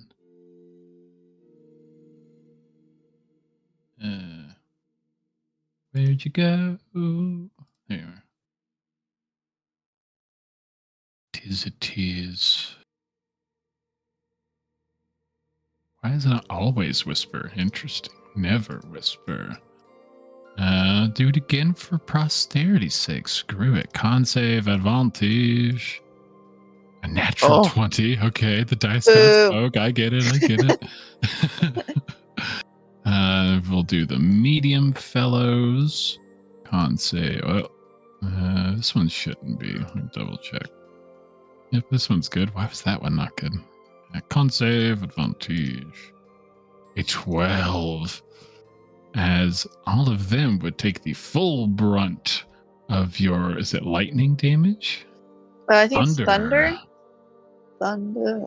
Thunder. The strange, pirate that was in front of Kaishur, that was pushing well beyond past any physical means, he would sort of erupt with that thunder and just fall to a crisp as you would see his back almost like caved in from the thunderous impact. 0. Make sure I got 10, 10. They took 5.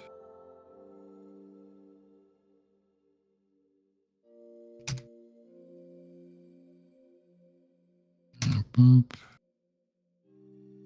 Boop. He would take 10 in the back. Okay. As the brigand here falls, I need Kaishur to make a Constitution saving throw for me. Ew. The suspense. 13? 13. You just barely make it. Face hugger. As you would see, Kaishur, as soon as that thunder would impact, the caved-in body of this pirate would fall. And from under their tunic would be the same fleshy-like entity, this almost a living amoeba with teeth under one side, would break its way through the clothing, launching towards Kaishur. But his spiritual weapon at the last moment would crush it in the air, smashing it to the deck floor. Thankfully, not having to deal with the puppeteer parasite. Thank goodness. But that's it. So that's it for our shatter. So shatter's good. Damage, I got all the damage on. I just double checked. You guys are lucky. So this crew up. Starting with that treacherous killing.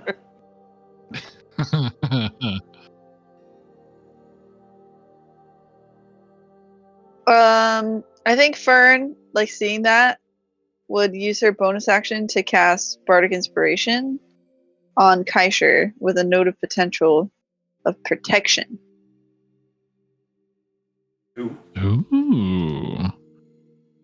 I love that. And I remember she had like songs. That's what I was just about to say. It's been so long. Could you flavor a Fern Bardic Inspiration for me? I remember she had a song for each person.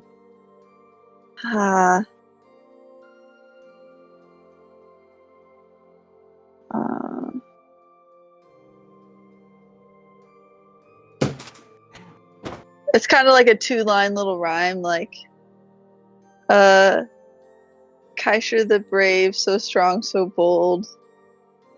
Don't let those face huggers catch you in their hold. I don't know, something like that. I love it. I love it. You ever Bars. thought about trying out battle rap? Bars. That rap. Yes, and I also recognize I should never do that. What? But I think Right. that'll be her turn for now. Brett can lay down the Solid. beat. First, just tearing it up. Brett's gonna come out, like maybe seeing that, and he's like, "Good idea, Fern, but let's kick it up a notch." And then he's also gonna cast Shatter, but with his 5th level spell slot. So that'll be Hey, 3, Brett was a one-upper. 4, Damn. 5, 68. Am I Six? doing that correctly? That sounds right, because you're casting at level 4? At level 5. Level 5? Yeah, because it's 1d8 over 1, so that would be 4 more. That'd be 7. It says each slot above 2, right? Because it's a level 2 spell. Oh, it is? Oh, I thought it was a level 1 spell. Yeah, you're right. I mean, I wish, but yeah. 68. So 68, is that what we calculated? 68.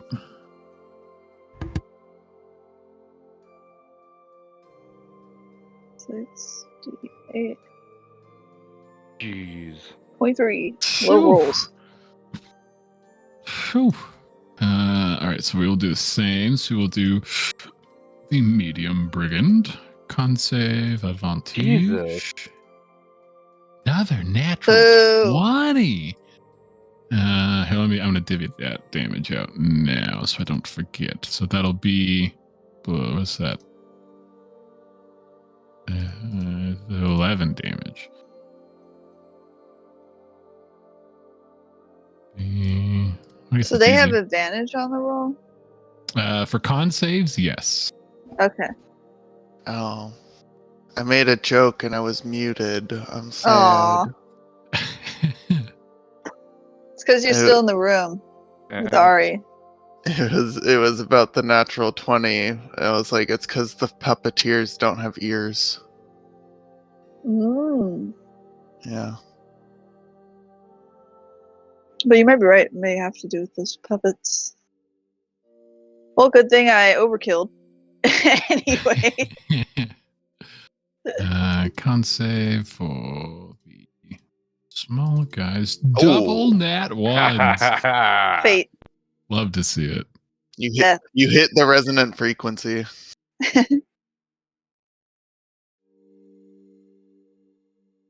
Boop, boop. Make sure. Okay. As Brett comes out, that second thunderous shatter would erupt on their ship. You would see that their ship has taken a lot of damage from these two shatters. The top deck would be completely kicked in. Some of the stairs on the closest side would be wrecked. But all of the brigands after these waves would all still be standing. And Brett, you're maybe taking that in now. Like seeing the state they were in when you got out, you pumped up your shatter and threw it out there, and they are still standing. This seems not right. Brett will also cast a Bardic Inspiration. And I guess he'll shoot that out to Marius. Ooh, some fiery bracers light up on you, Marius. I keep getting confused. I'm like, didn't you just do that? Yes, sir. I mean, Brett, my round's extra confusing because I had them do the same things. Yeah. Ingrained fighting style, who? Anyway, I think Brett will reposition as well. Maybe get over here. Let's see. How far can he move? Oop, oop. Yeah, I think he can get just to the other side of Kaisher. Oh, I don't know. Maybe he'll just yeah, move you know. right here. Be in the way, protect his friends. Yeah. We'll have him go here. Smart, smart. And that'll be my collective turns. Solid, solid. Great turns. We will move to the Fuck you, pirates. pirates. Still have all the bramble here. Without any communication between any of them, you would see both of these smaller folk in the back. They would pull out what looks like blow darts, and then they would both shoot shots at Q. The first shot going to Q 26 will hit. be a 26. God damn. You take 7 piercing damage. Q's a Warforged, so you don't even have to make the I con have save. I don't advantage. think, or do you just have Hey. advantage on con save? Okay, so give me a Constitution saving throw with advantage, my good sir. But he is a mushroom. Natural 20. Beautiful. Easy save. The second shot coming your way. Ooh, actually, before we do that, I need a Constitution saving throw. A concentration check, basically, for your vines. DC is only 10, I think. Yeah, Spike spike growth growth is is concentration. concentration. I think it's gonna roll it at advantage. I don't know why it does that because I checked my sheet and it says query advantage, but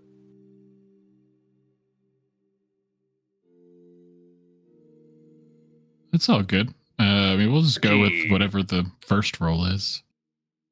13 will pass as a second dart shot your way. 20 will hit. A dirty 20. Shoo. Take another 9 piercing damage. And let's make the Constitution saving throw with advantage for our poison first. 18. Oh, 14 will fail. Wait, no, that Yes. one's with advantage, right? So it's 15? I Oh, mean, well, it's a but 16. 15 still fails. I just said the wrong one. You're poisoned. So at the end of each of your turns, you can roll, obviously, to see if this What fades does the away, poison which you'll have condition do again? advantage on those as well.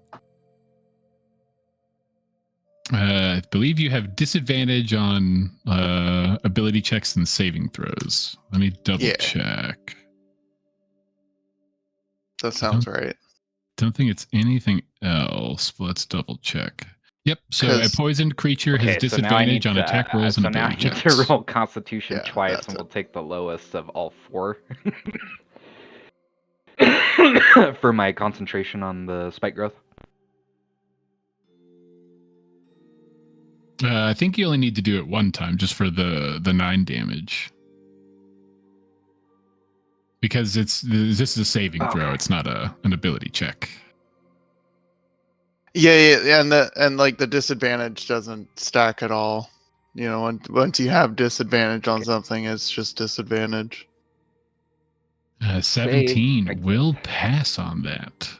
And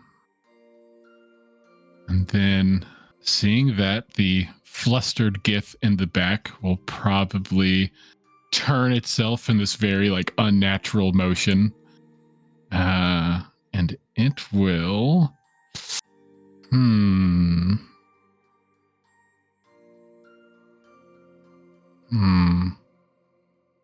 Yeah, screw it. You're gonna see the GIF's hands begin to sort of charge up with this cold energy as you can see what looks like a small mote of pure white ice being formed in between the GIF's hands before only a moment later would shoot out this small mote straight at Q. Do I counter? I have 2 different characters who can counter spell, guys. Do I do it? This shot's about to go off. You have just a second till I start rolling. I don't think Gale can actually see from here, right? From where she is. Yeah, but I don't think she would probably properly see the GIF. No, not from where she's at, from the interior. Yeah, Datla doesn't like this. She's gonna let off a counterspell. Whew. Easy enough, as this was a 3rd level spell. As in midair, this small mote that was traveling towards Q would be dissipated by a wave of Datla's hand. She just book comes down from her face. Adjusts her glasses. Okay, he is pissed, though. Don't see it on his face, though. He would turn in acknowledgement, the glazed look, sort of looking over the ship. Wait, was that from red or green? That was from red. Okay. Our Gith in the back there. But for these two, they're both Gith, right? Yeah, she's a Gith, and then she is, I guess it'd be like a sea elf, maybe a Genasi. But she will move up to Brett. She will go to here, and I think both of them need to take damage for moving inside the thorns. I do believe plus something. It's like 2d4. 2d4 piercing damage for every 5 feet you travel. So they both just would have went 5 feet because we went boop boop into the spaces. So roll me 2d4, as both of them will take it. 5 damage. So orange would still be in the midst of the thorns, the barrier being about right there. But the green happens to move out. Green steps over to Marius. We'll take a giant swing with a long sword.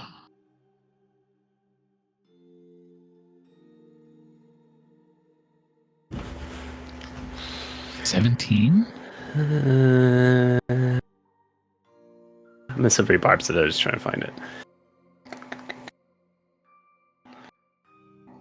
You're silvery barbusing it? Yes. Got you. So we'll take a secondary swing. Another 17. Dice gods have spoken. But you can Alright. use this bardic inspiration in combat to increase your AC. Is it a D8? If you'd like. D8. And you can also give someone advantage. I'm gonna give regardless myself the advantage. That's fair. And I'll just eat it. I'll take it. Okay. Take it? Okay. Yeah. Take 8 points of slashing. And it will bring its hands up for a secondary strike. 12. Yeah, it misses. Going wide as you saw it coming this time. The orange one moved over to Brett, and she will pick up her sort of very rusty, jagged, unkept longsword and go for these slashing strikes at you, Brett. 23. Yeah. Take 12 points of slashing damage as you feel it cut straight through your calf. Second strike.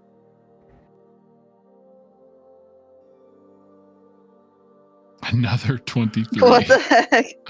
As you take 10 points of slashing as you try to readjust after the leg swipe it.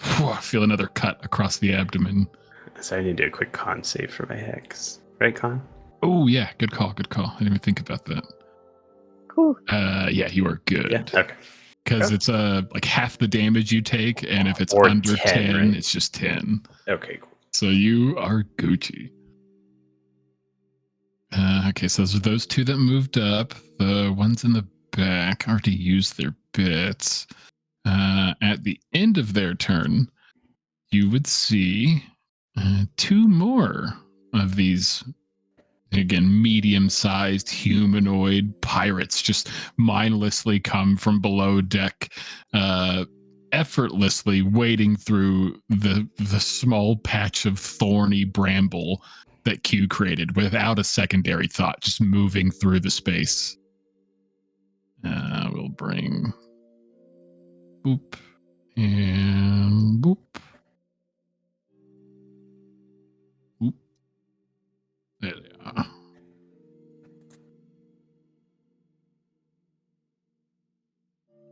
New purple, cut to new blue, and they will go 1, 2, 3. So roll me 6d4. 1, 2, 3.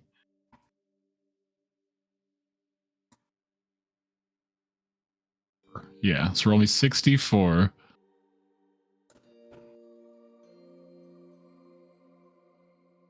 Wait, who's rolling this? Should be Chancy Poo. Two. Yeah.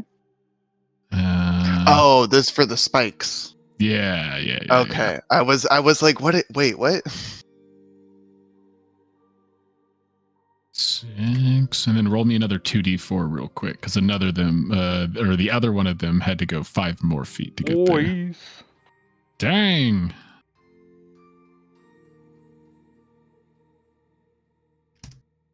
As you all would watch them, again, this thick, thorny brambles that are covering the top deck of the other ship and breaching out, branching over to your side of the ship. Probably helping keeping it tied here. If you would feel the effort to break them apart, these thorns wrapped from deck to deck are probably helping keeping them adjoined. But these two that came out from that lower deck walk all through those, watching their legs get cut up and shredded. No reaction as they cross the space, heading over to Kaisher. Both of them taking 2 swings onto Kaisher each. My boy. We'll start with purple. 23. Yes. Kaisher takes 11 slashing damage. Yeah.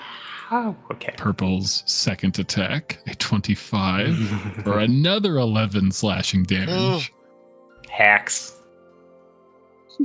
Now, new blue will take their attacks on Kaisher.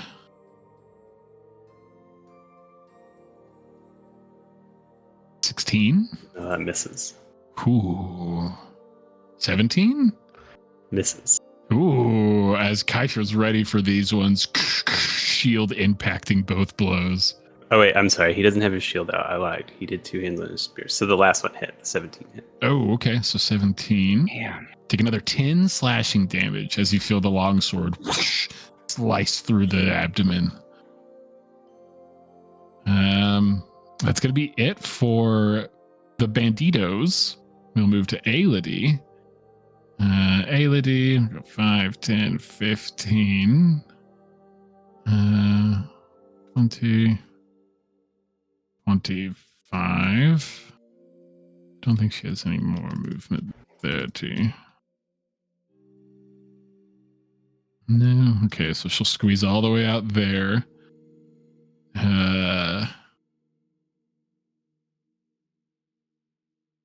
Ooh, on the way to her spot, she would have took some shots at green. Go boom boom. Yeah. 19 will hit. Then I started Blast. blasting. 15 damage. 18 will hit. 25 damage. As Aelity moves into the space, 2 cracks, this dark black eldritch blast just shoot from her hands and drop the female Gith. As as she drops down, Marius, I'm going to need a Constitution saving throw. As soon as this body hits the deck, you would see this writhing beneath the back of their shirt before bursting through, ripping the shirt. Another one of these amoeba flesh. 14? 14. As you maybe shoot it real quick with a swipe of your hand, just to shooting it out with an Eldritch Blast, just popping this puppeteer parasite in midair as it was trying to latch onto you. Did you want me to take Aelity? That's good. Okay. For her bonus action... She's basically Marius. It's fine. Yeah, she's a lot like Marius. But that's good for Aelity for now. She took that guy out, comes out to the space, sees you already have one hexed up. He looks messed up. She'll save hers. We'll go to Ari. Ari will move out into the space. Oh, man. It's going to look at Brett. Come on. You got this, Hotman. As you would feel a bit of a surge as there's like this upward air sort of constantly around you, as Brett will receive a bardic inspiration from Ari. Aw. So used to getting those. And then with his action, he will look at the sort of sea elf pirateer bearing down on you, Brett. Her glazed over look just sort of like taking all of you in. Ari would churn a little bit of magic and shoot out a vicious mockery with his action.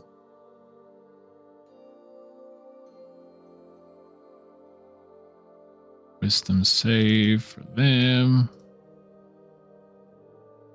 3, as you would see the psychic damage permeate into the actual form and figure, blood maybe pouring from some of the eye sockets, the eyes unrelenting, looking about the space.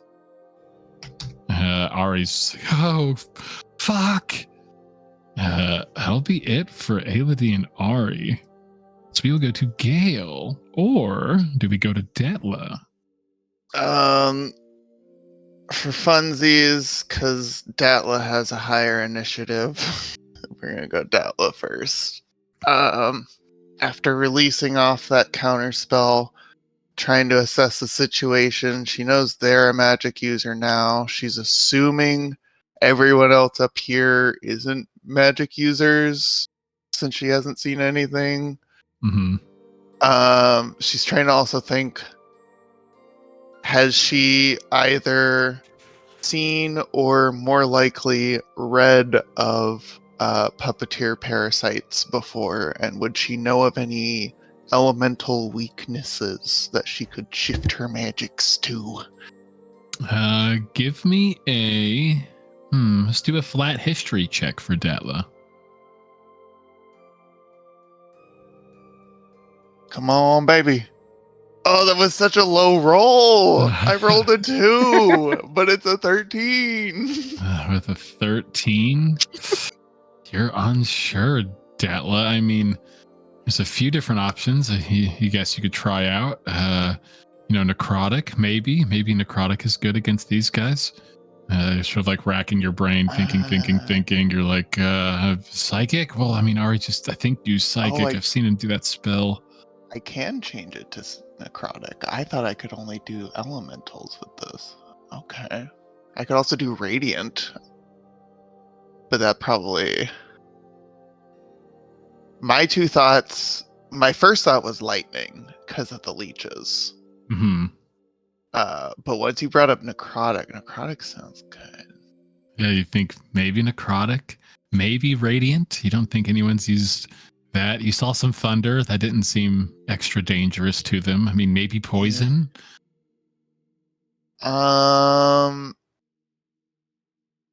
Okay, she's going to...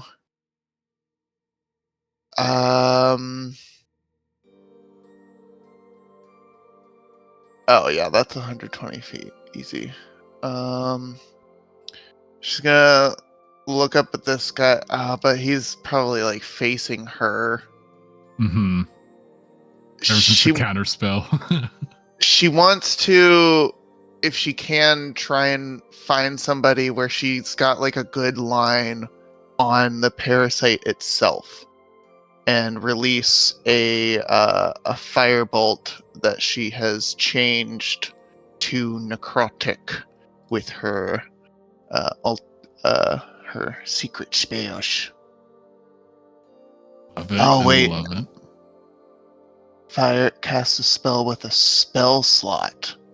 Oh, okay. Oh You gotta no! invest to get your answer. I haven't played her in a minute. Oh.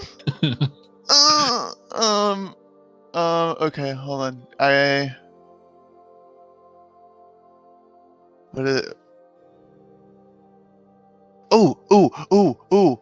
Way better, because this makes more sense, because it should hopefully work how I want it to, because magic missile, change that to necrotic and make it hit the back of the neck. Hey, fair enough. And who's our target? I mean, you could pick multiple targets for this one if you wanted.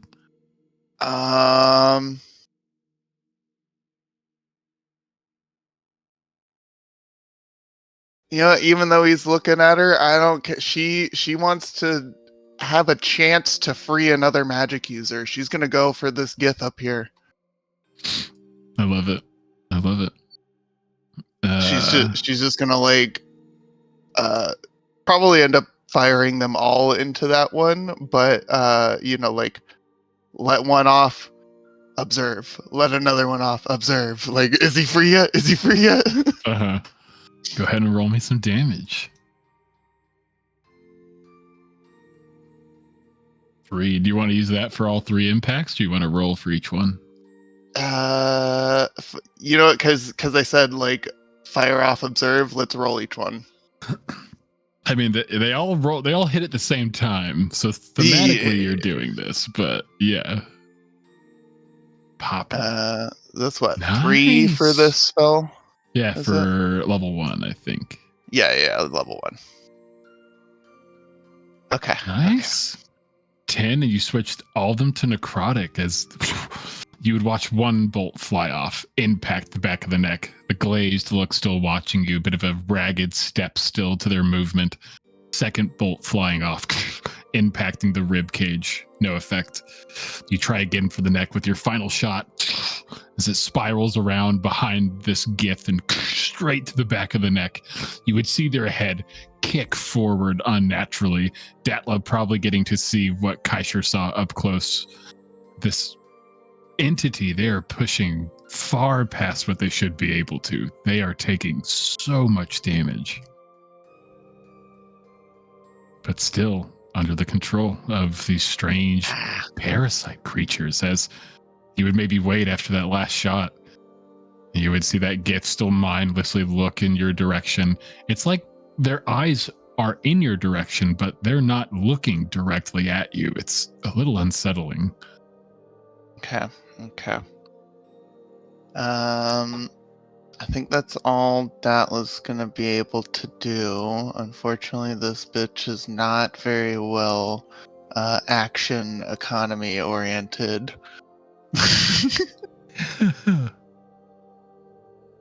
But thoughts, words. Okay, Gale. Gale's turn. She's gonna, as she's moving through the door, she's going to, she's gonna quicken spell and mage armor up. Nice. So that brings me to a 15. All right. Respectable AC. As she gets through the door, that mage armor finishing as this thin armor of air just kind of appears over her night-gowned body.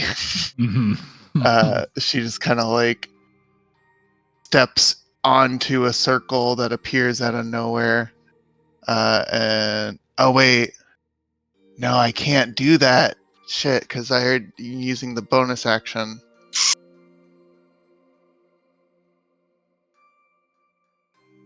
Okay, you know what? She's not gonna quicken spell that. That's gonna be normal. And then bonus action tempestuous magic to get up to this level.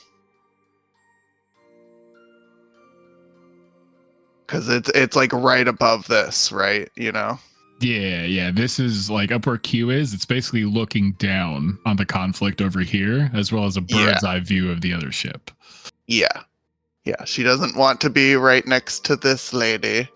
And she wants to be above it all. So she's gonna boom, maybe kind of like bat, bumping into the trees. That was what, 5, 10, 15. So that'd be like 25, 30 to get up there. Yeah, give or take loosely. You maybe would have 5 more feet to play with once you touch down. She's gonna, yeah, she'll take like one more step, kind of trying to poke around the tree to yell at the mushroom man, be like, if you drop those thorns, I think I could push this ship off. Thinking about her new Big B's hand. Oh, fair. I think that's gonna have to be her turn. Yeah, that's movement, action, bonus action.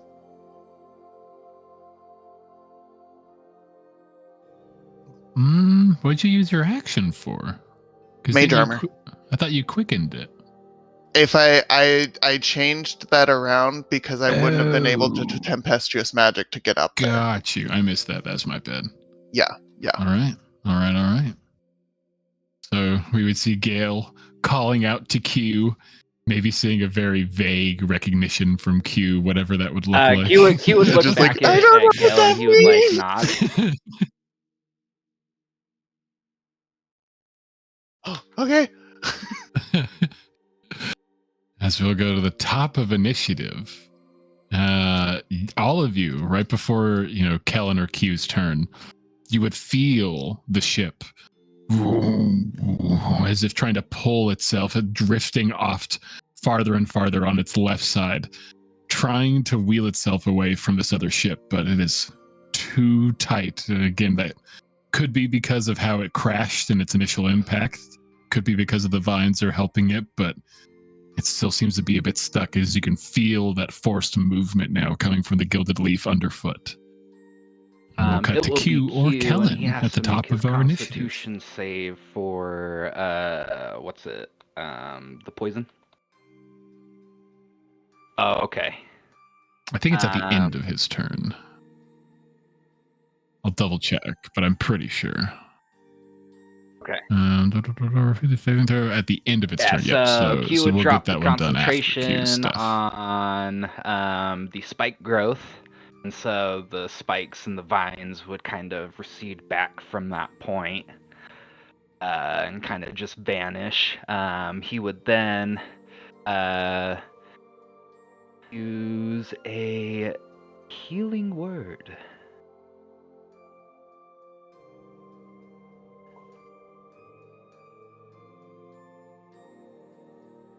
Ooh, what level healing word are you pumping out here? Let's do a third. A third? So is that 2d4 plus your wisdom modifier? Who's the recipient of this healing word?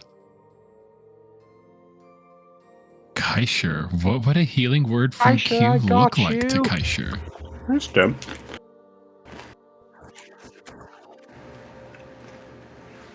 Yeah, and Bunch you of guys see spores like getting his these like golden spores kind of like emanate out and kind of float towards Kaisher. So 2d4 plus 3. Yeah. It was at level 3, right? 3d4. So I think it's 3d4. Yeah, 3d4 plus your wisdom. So yeah, plus 3. 3d4 plus 3. That's a badass potion worth of healing. Boom, boom, boom. 11 points. Kaisher. And then I needed that. I want to do 11 something health. thematic. I'd like to roll a charisma What you got? save What you got? to see what happens to Q in this moment. Okay. Give me a charisma It saving should throw. have Do you been have a in mind flat, what the but DC it is? should have been pretty high. It was supposed to be a 16 or higher. But I can, yeah, but like it feels You weird got now that a I said 15. 16 and I got a 15.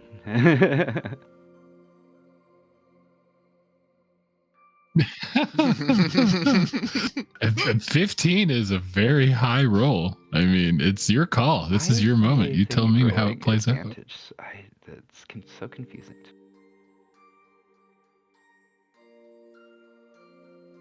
That is very strange.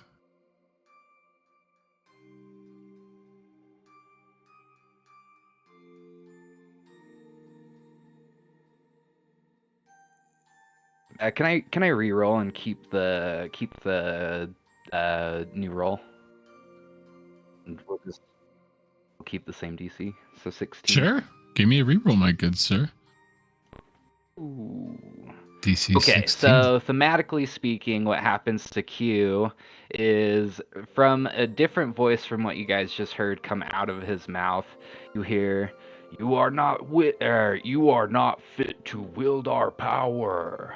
And he takes his action, and you start seeing the mushrooms on him start like growing bigger, and you see these mushrooms kind of protrude out from above his eyes and start like covering them ever so slightly, making it look like he has like a furrowed brow, like he's angry.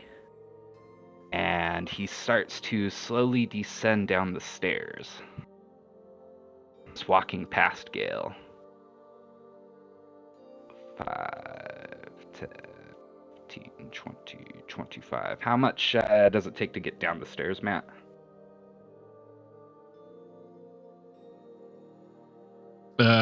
Just go down to that next flight and call it 5 more feet. It's only Okay. like 10-ish feet, 11 feet And up in with the air. It's not too that, terribly high. the corpse that is right here starts to rise.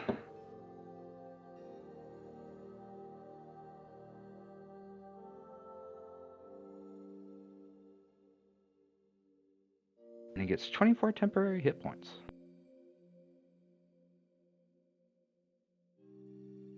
"24 temporary hit points." Wow, that's a lot.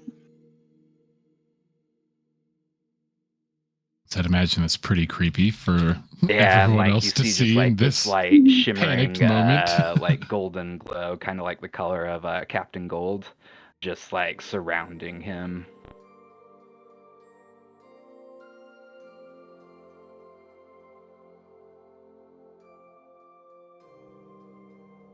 And then the zombie's turn.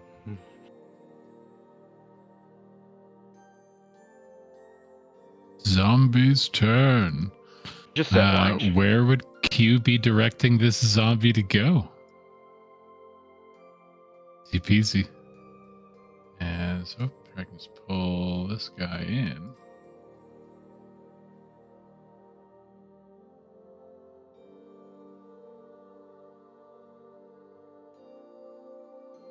Oh. Rolled it at advantage, but a 19 will still hit. Deals 6 bludgeoning damage. As you would see the dwarf, the first target you guys took out, it would begin to rise. This broken, shambled body being pressed to continue fighting even more than it already had. You would see a heavy slam and the impact it would make on its former ally right next to it. So that does it for Q.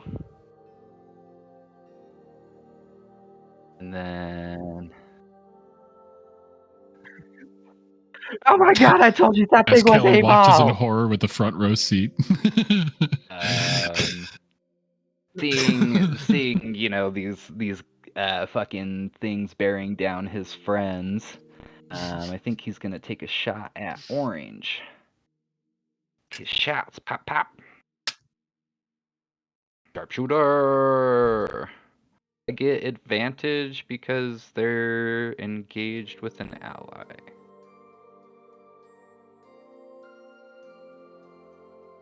With this Oh Drew. God, that was so bad. He's fucking shaking because of An 8 will miss. what's going on with Q.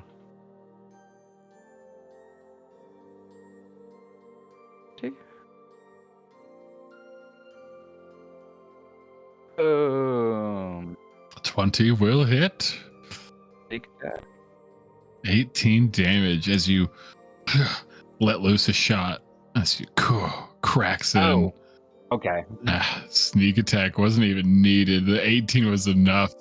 As your arrow impacts, you would see the elf crash down the final arrow. Its form already littered with various marks and hits from the spells it's already taken in. And as it falls, Brett, I need a Constitution saving throw.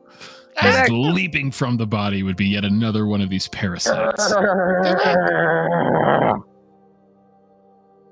Boom. Oh. 20. Honestly, that makes a lot of sense with our fire boy.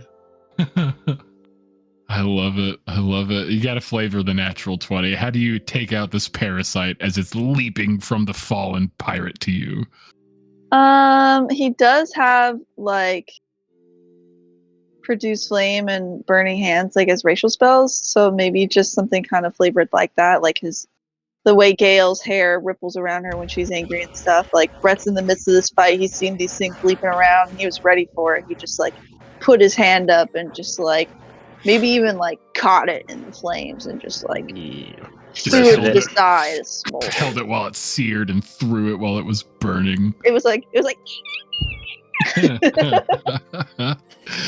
Beautiful. It smells pretty good. That was a really good Eat up. squeak. Thank you. All right. Solid turn, bonus solid action, turn. Cal, I think it was both movement attacks. over Yeah, bonus here action to where movement. Q is, even though he's fucking terrified of him right now, but he's gonna hide behind like the stairs. Yeah, so You hide behind the stairs. so That yeah, so he shambling uses his, corpse of a dwarf cunning in action, between you bonus and the action others. to hide behind the stairs, and that'll be Kellen's turn. Oh God. Give me a stealth check, my good sir. That's too funny. 23.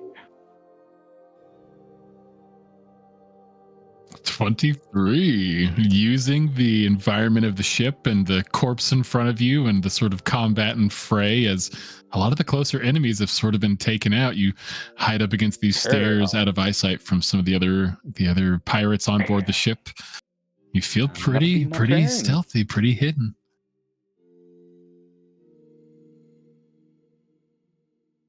Solid turn, solid turn. We will cut to Kaisher or to Marius. Kaiser.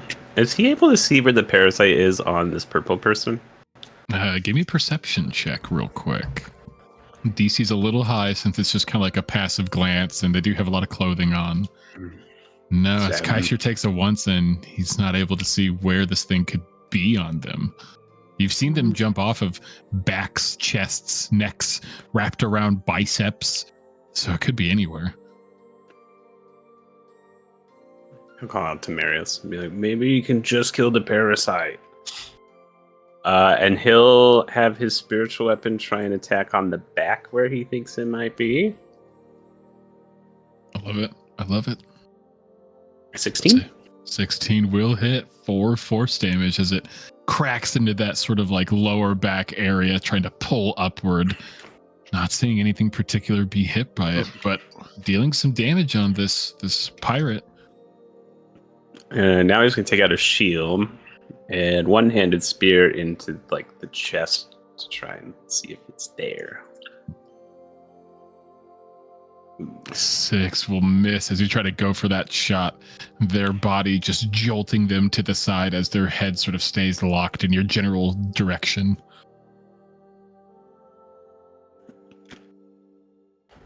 Okay.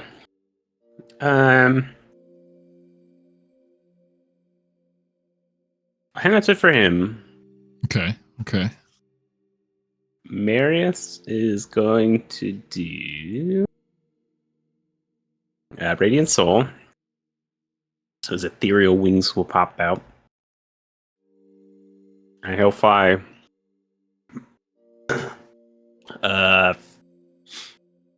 15 feet in the air. And Begin to then ascend up.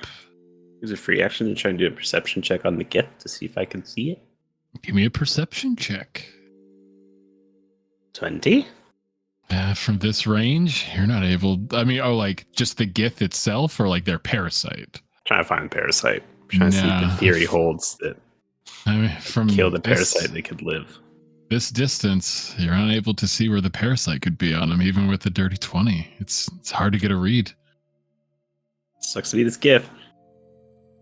I'm gonna quicken spell. I'm just trying to double check how many that is.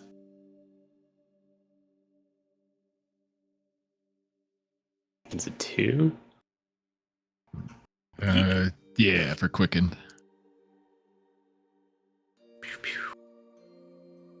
And I'll do an Eldritch Blast. So the first one would be with advantage from my silvery barbs. From your silvery barbs, get them.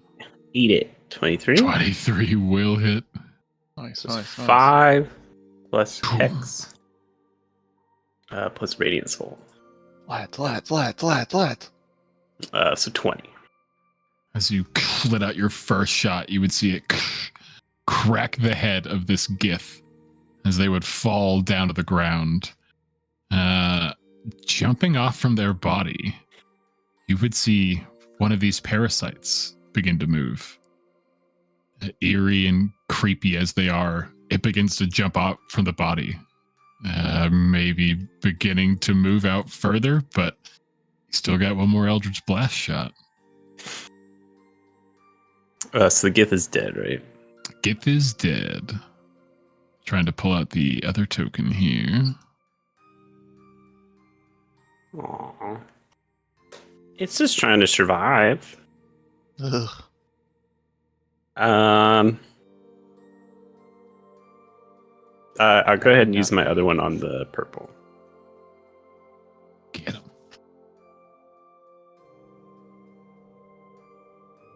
15. 15 will just hit. 9.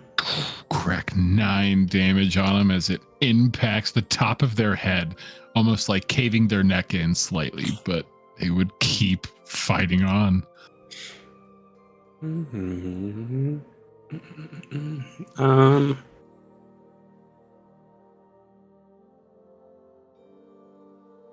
I can't use the Bardic for the damage, right?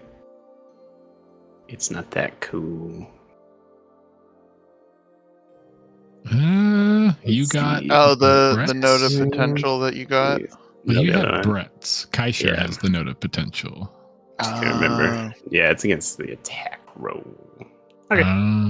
Okay. And the number to the roll. Okay. I feel like there's one that you can add to damage, but I don't remember. I think you're right. It's probably College of Swords or something. Well, I think that's what Brett is. I don't know. I would look. Yeah, I was like, I feel like Brett literally has like almost every way that you could add it. To a weapon damage roll it just made. Weapon. Okay. That was it. Good to know. Good to know. Yeah, because I flew up in the air. I did that bit. I sure did. Bonus action, that thing, everybody moved. Yeah, we're all good.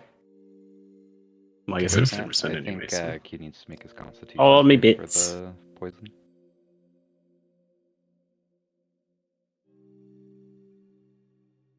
Oh yeah, we never made that at the end of your turn. And it Go should ahead be and give me flat, that right? Constitution saving throw. I think the DC is 16. Okay.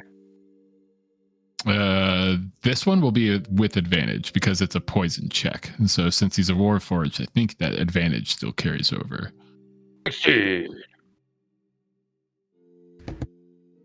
A 16 will be Hey. just high enough to end the poison on Q. Nice. It's basically like, what poison? Oh.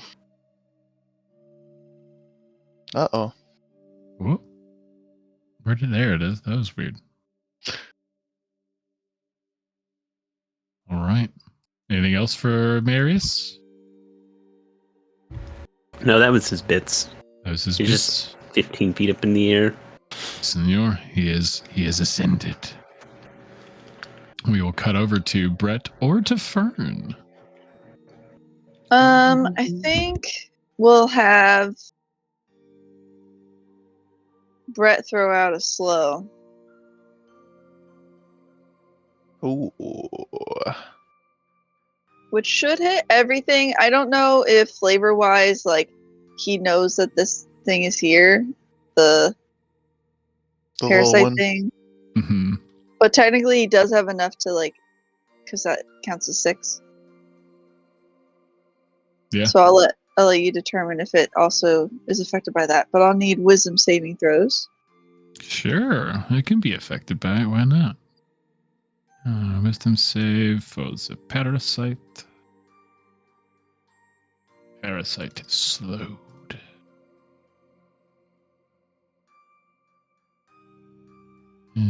Boop.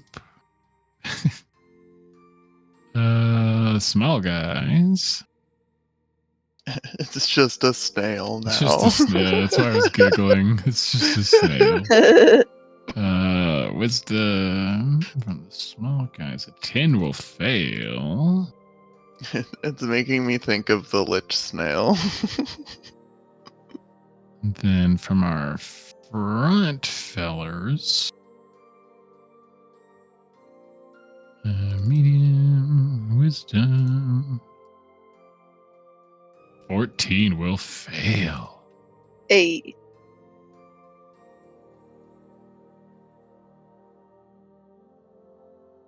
Whew. As you let out that almost heat wave, that magic that pulses out, seeing all of them begin to become awfully sluggish all of a sudden.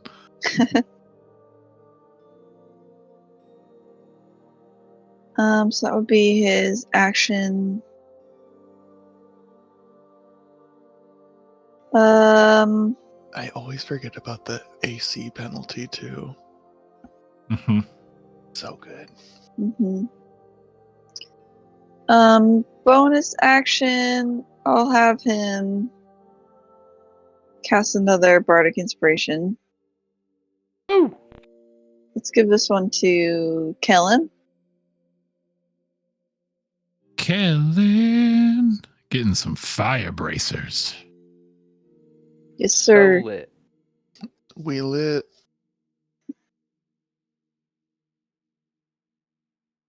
And then I think I'll have him stay put.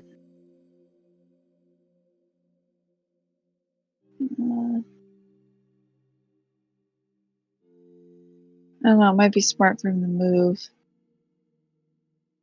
I'll have him step over 1. I don't think they can react right now, right? They cannot. They're slowed. So I'll have him do that. And then with Fern, let's see, she will.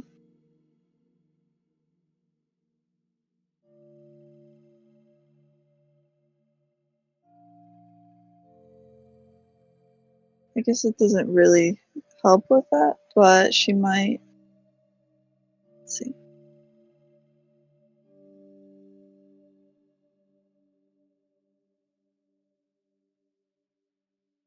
She'll do another shatter, I think. Another shatter. Hitting everyone but this guy out here, potentially.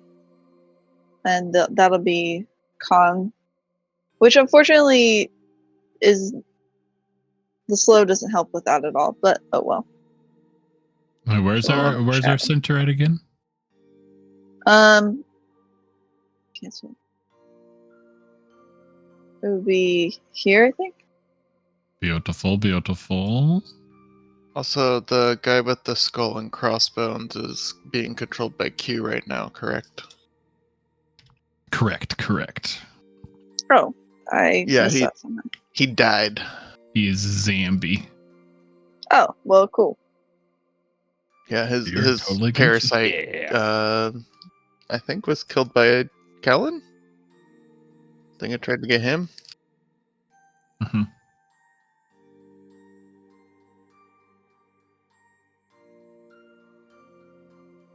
Go ahead and roll me that shatter.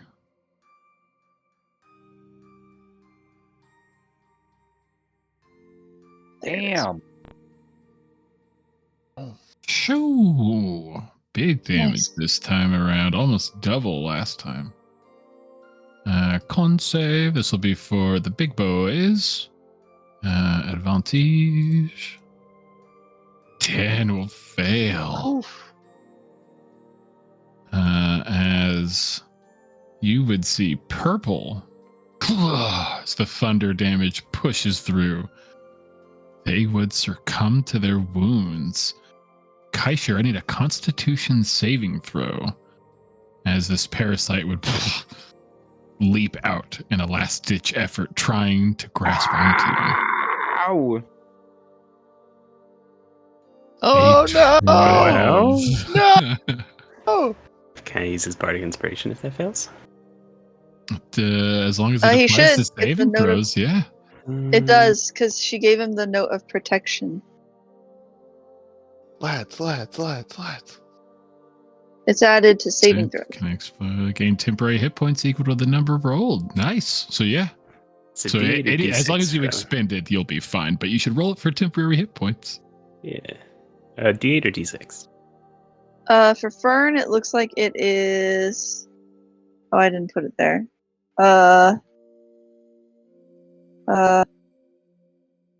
Sorry. They should still be Fern, what, what's your level bardic? 6? Level 6. So it's a D8. D8. Yes, D8 plus her charisma mod is Plus 5. 5? 11. Hey, 6 temp hit points. Plus 11. 5. Yeah, plus Oh, 5. oh. So 11. 11. Hey. Sweet. Nice. So as that note surges, Kaisher getting that last moment to spear the parasite straight through its sort of center. Not to date scene.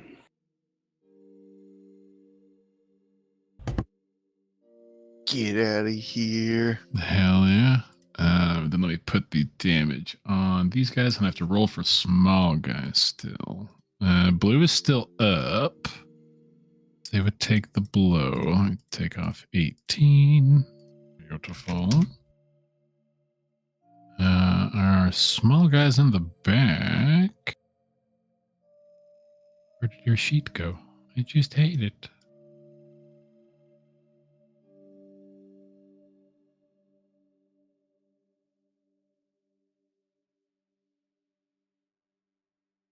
There it is. Con save advantage.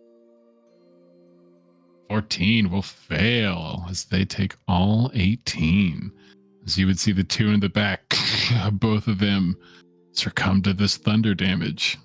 As probably Marius up in the air, you get the best view as what looks like two more of these parasites begin to fly off of their corpses in search of new hosts.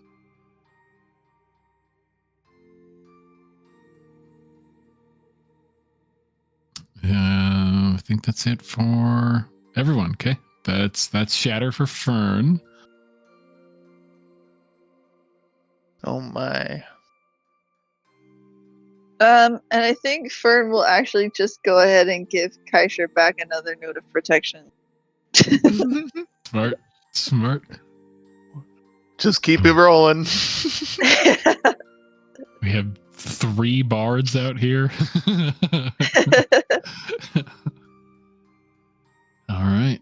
Anything else for Brett? Or Brett for Fern? No, I think that's it. All right. We will go to the bad guys. There's only one lone guy left right here.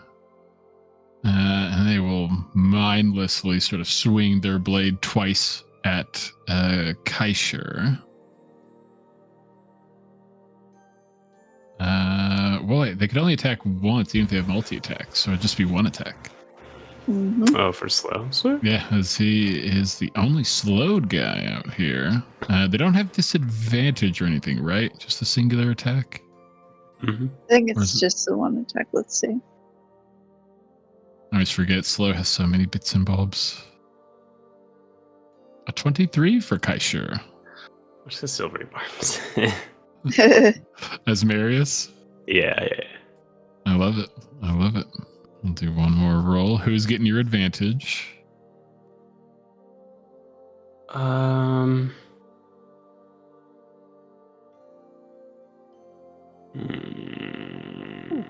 I'll give it to Kellen. Oh, and a natural one will miss. As Kellen, you receive advantage on your next hit, my good sir.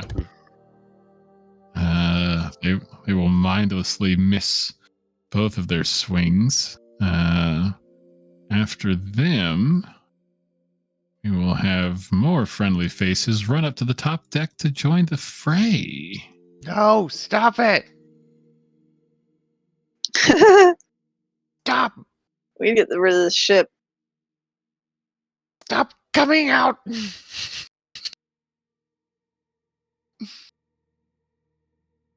Jesus.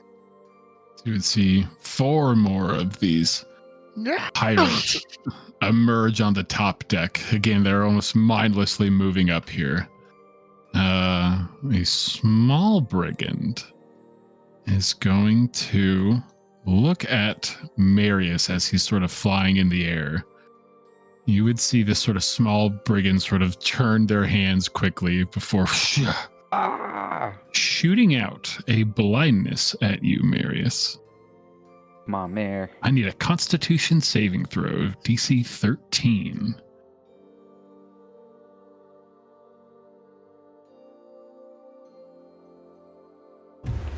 Constitution save? Constitution save. DC's only 13, 18, easy peasy. As you would see, that spell be cast, easily shrugging it off. Guys, we have to end this ship. We can't let them infect other people.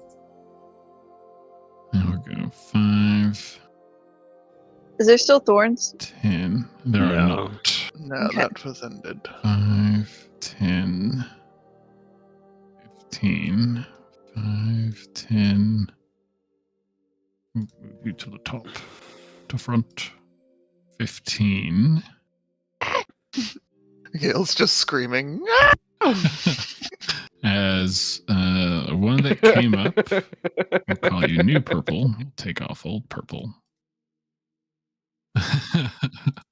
This is the new season of Purple. New Purple just dropped.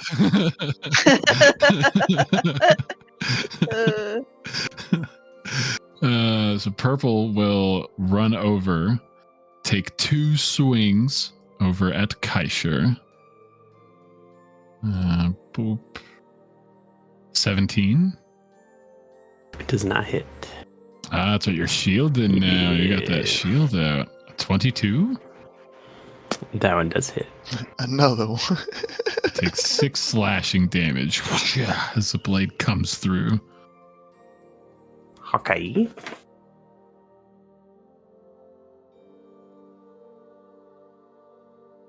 And the new yellow will run over to Brett. They're sort of bashed up, almost like leather strapped together blade being swung wildly at you, Brett. 14? Miss. Ooh. A natural 1. Easily Stab yourself. dodging. And then Pink that ran over, this sort of dragonborn fellow, will charge to Q. Will you let me know if this activates my And Halo will- Spores ability? Take some swings.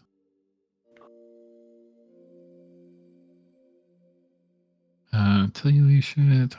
When a creature you can see moves into a space within 10 feet of you or starts its turn there, you can use your reaction to deal 1d4 necrotic damage to that creature if it succeeds on a Constitution saving throw. To 1d6 at 6th level, so it's 1d6 now. Nice. So yeah, you can blow your reaction to give him that 1d6 con check. Boop, advantage. Oh, a 7. 2 damage. Guessing that fails. Go ahead and roll me 1d6. Ooh. You would see the necrotic spores sort of begin to linger on this sort of dragonborn's flesh. As they're gonna swing at Q. 18 will hit. An 18.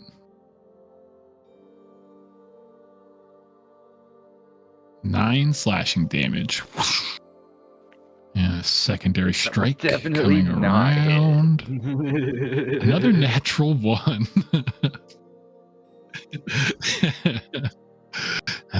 Second swipe going wide. I think that's it for all of these guys. That is all For of the this new portion. pirates that will be joining us for this portion. And we will cut to it. I don't know how long y'all want to hang around. You know, y'all can do your thing. I'm not going to judge you. Aelity will toss out a witch bolt at, we'll say, red in the back there. Witch bolt. A 12 will miss as her shot goes wide. He will. Whoop. She's going to move this way by Datla. Was her action, bonus action? Because we just got from the enemies, I was almost like I was lost in spells. I was like, wait, which enemy is firing off a witch bolt? This is a frenemy firing off a witch bolt. This is a friend. This is a friend. And then we will go to Ari. And Ari, it's gonna move over to where Aelity was. Seeing Kaishur, it's probably a little busted. With his bonus action, Ari is going to pull out his lute and strum it a few times. Hearing this like magical melody begin to surge towards Kaishur, kind of like ferns. You don't die, big guy. So he'll use a level 3 healing word on Kaishur. Hey.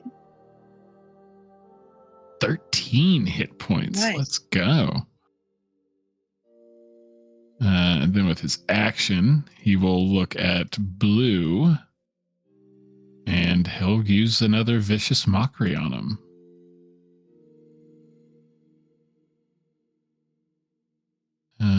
They need a wisdom save. Wisdom 10 will fail. Cool. 4 more psychic damage. And that will be it for Ari and Aelity. We're going to go to Gale, or we're going to go to Datla to close out our round.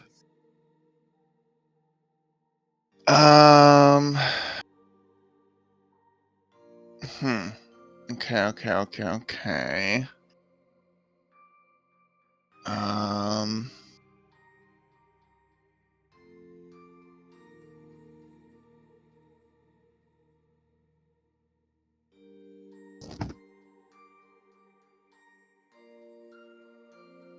Things are getting a little spicy.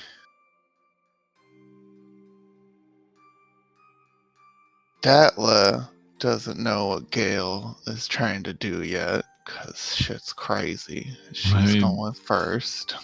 I mean, all of you guys, it's probably a fun thing to pepper in. Is like probably the Strixhaven crew getting to see how proficient the Gilded Leaf crew is, while the Gilded Leaf crew is like, holy shit, these dudes we picked up are pretty fucking strong.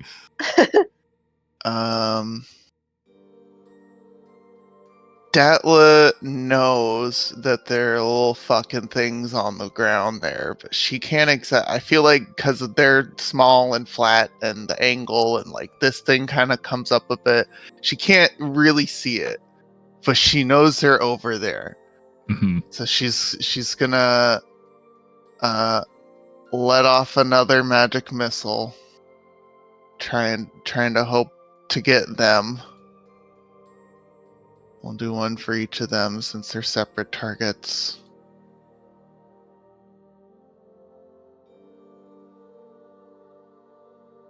And as she throws out that magic missile, she's also going to grab at her side and unleash her dancing blade. Let's go. And have it start swinging at the new purple. I love it. And that would be like as if I were swinging a sword, right? I set it up that way. I don't get to like add my magic. I don't get to use my spell attack bonus. This is like as if I were swinging a sword. No, this is entirely its own thing. Entirely its own thing. But you use your bonus action, sending it out, sort of calling it at its arm as it like sort of flies from your person over to combat. And it just you use a bonus effect to cause it to fly to another spot. Yeah. So I think it's as part of this. You Yeah, I do think sort of it should against get a a. flight I and think it's like attacks. with the, like spiritual weapon. Ooh, it rolled advantage, but we're going with the first roll like we've been doing. So that's a nat 20 from Baynard's Dancing Blade. Nice. Whew, it's going to be 9 damage to New Purple. Whew. As Get Kellen, wrecked, new purple. from your hiding spot, Kellen, you probably see a blade just fly out Oh my from God, I across have all such these bad blade. people and just begin working on one of these pirates. If you look in the direction, you'd see Datla just like focusing her hand outward. And then I don't know if those things actually died, but Datla can't really see it from here, so she's just gonna hope that. I guess that's gonna be her turn. Gale Over to Gale. is going to be like, fuck, as she initially, like, draws up a little circle, the mage hand appears, and then she draws up a bigger circle and moves the mage hand through it, and it just grows in size as she casts Breathtaker's Hand. Hell yes. This giant wind hand just forming.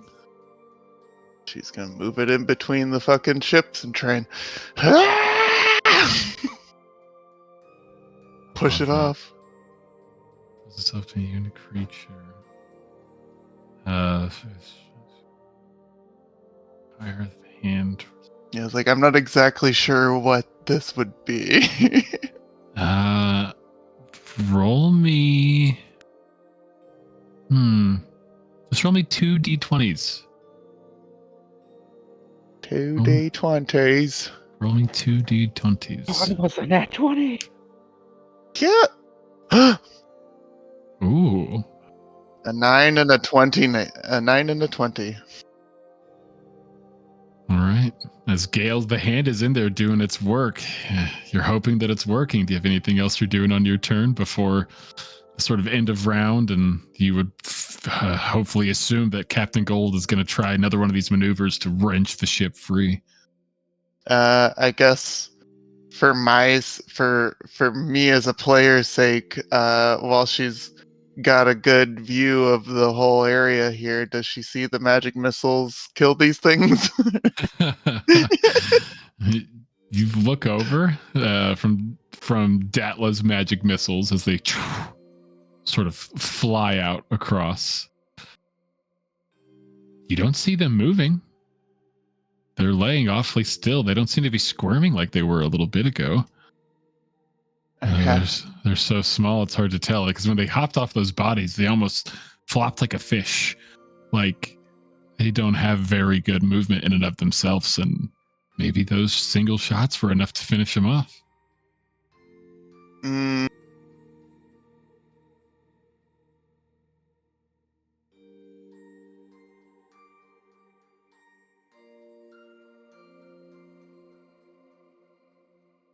I could do. Let's do a quicken spell. Take those 2 points off. We'll do a ray of frost at a red here. Ooh, okay. Love it, I love it. Blowing some sorcery points. Give me that ray of frost.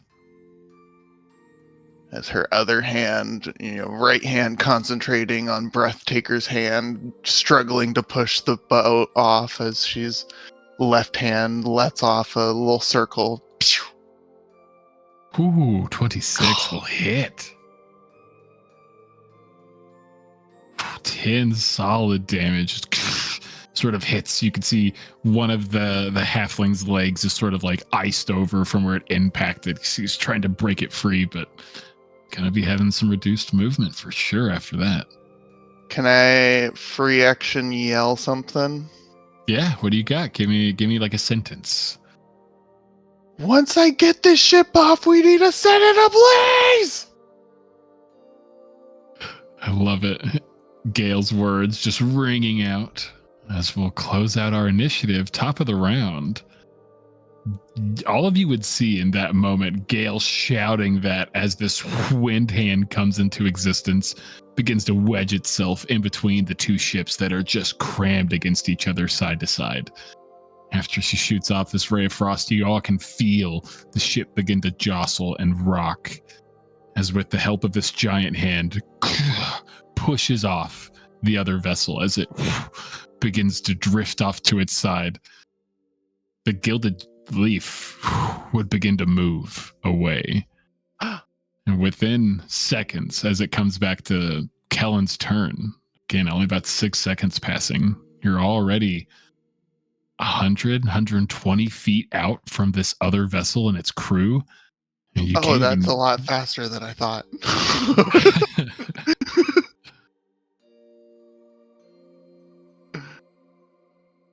Okay, that's pretty far.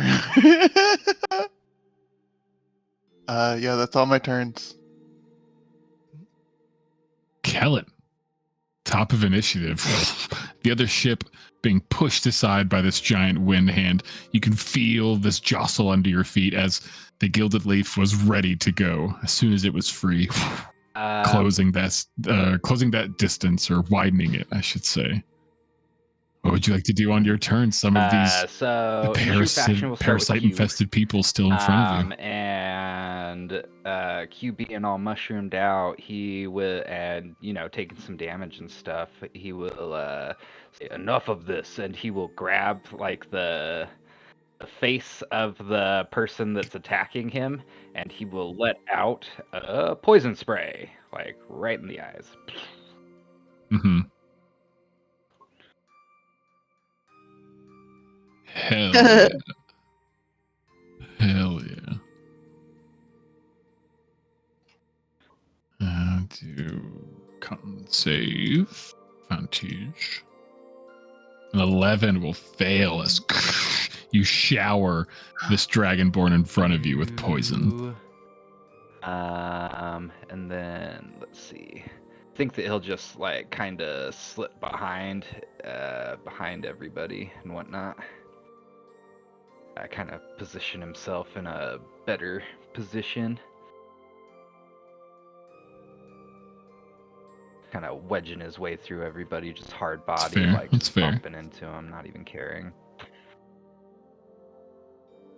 And then I think that he would let off another healing word. Do another level 3 healing word.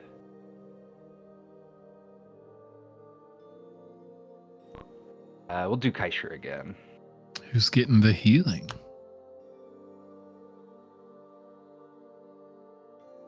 Sure. Go ahead and roll me 2 more d4.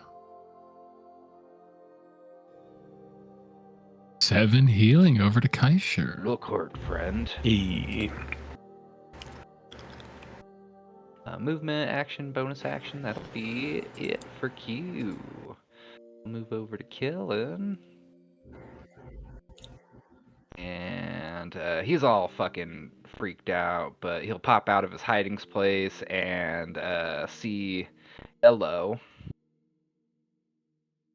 and he'll take his shots with advantage. With advantage. Get him.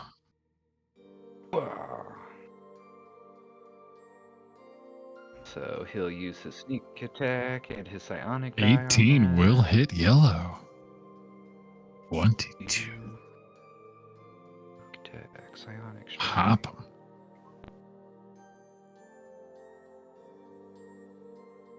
Ah.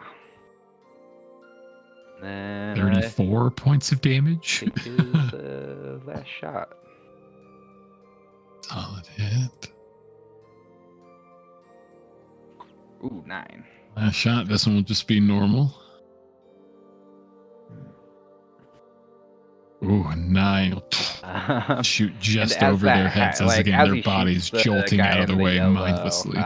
That'll be his. Or wait, will it be his turn? Does Kellen have bonus action? Yes, he does. I think that he'll hide behind that zombie again. Duck down, uses cutting action for a stealth.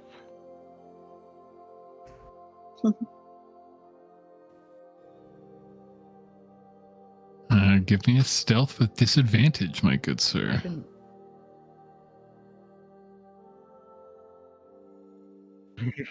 12. Yeah. You feel kind of stealthy, though they're still facing your direction. Yellow is like almost looking through And I zombie forgot at you, but have again, zombie there's attack no Yellow eye as well. contact. It's just this open gaze.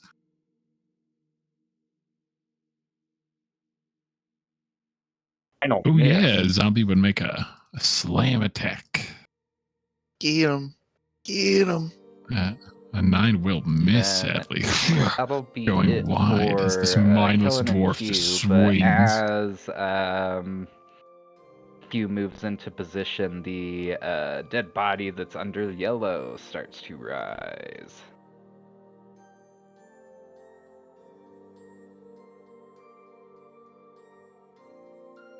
I think it's just Begins part of to my push fungal up past. infestation.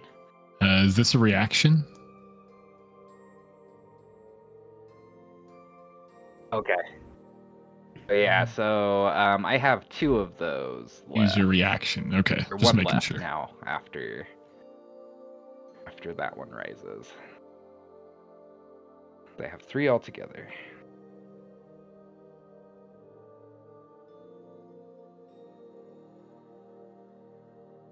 Oh, Chris. And the pirate essentially paying no mind as the corpse underneath him begins to move and essentially push him off, just still facing Kellen and Brett's loose direction.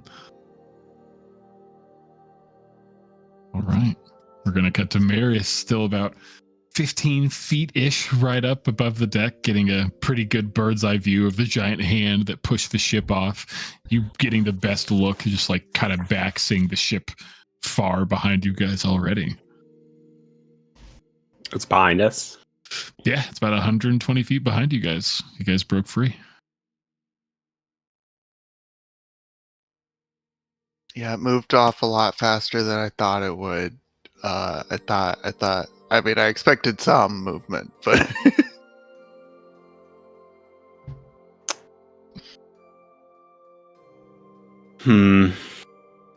Kaisha's gonna attack that gift in front of him. Hit him.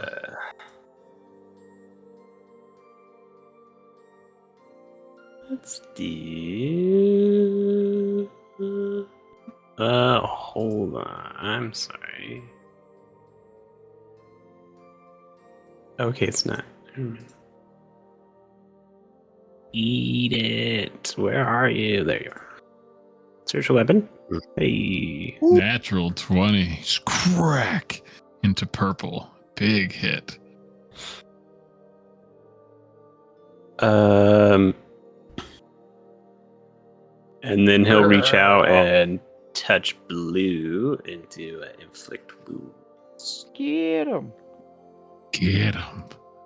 But I don't think I have this set up 1 second. I got to tweak.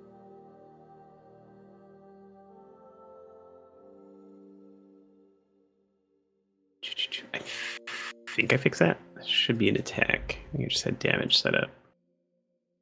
Oh, a 12 will miss. Can I use the Bardic Inspiration? You can use a Bardic Inspiration. 16? Only that D8. So 16. 16 will hit. Hey. And then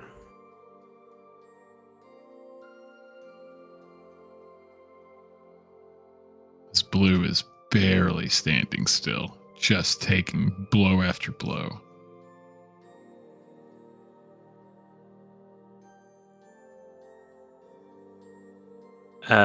and then I want to use that Note of Destruction.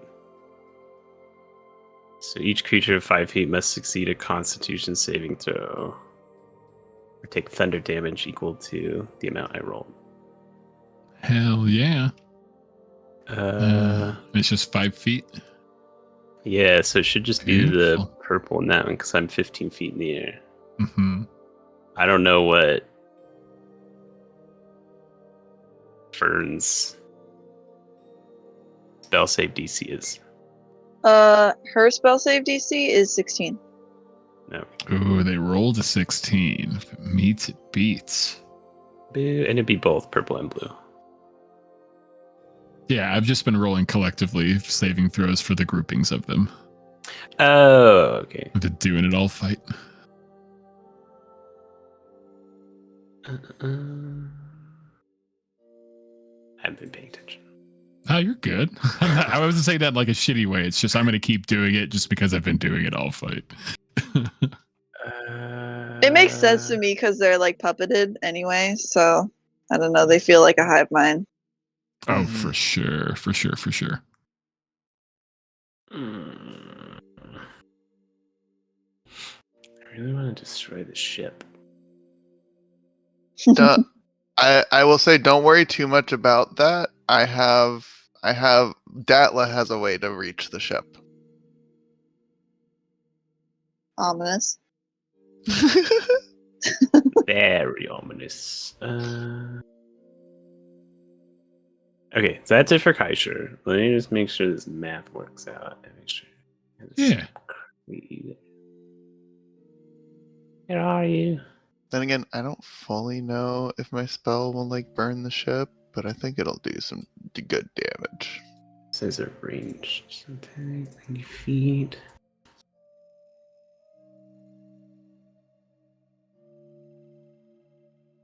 So I'm just making my attack spell an attack. You're good.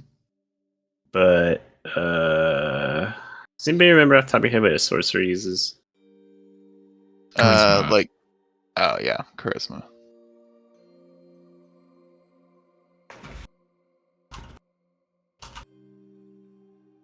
Is it?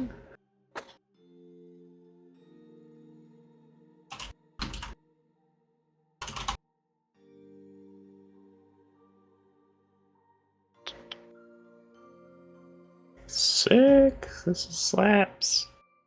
Okay. So 5, 10, 15, 20.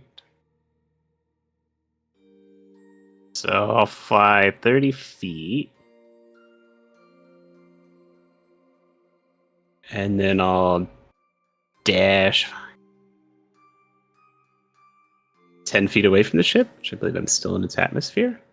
Yeah. As long as you actually stress test it. As long as you're within about like 20-ish feet or so, you're kind of in its bubble. I don't think that's still enough.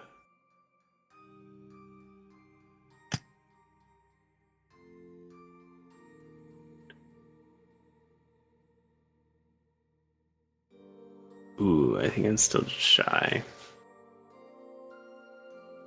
I'm telling you, I've got this. I want to hit things too.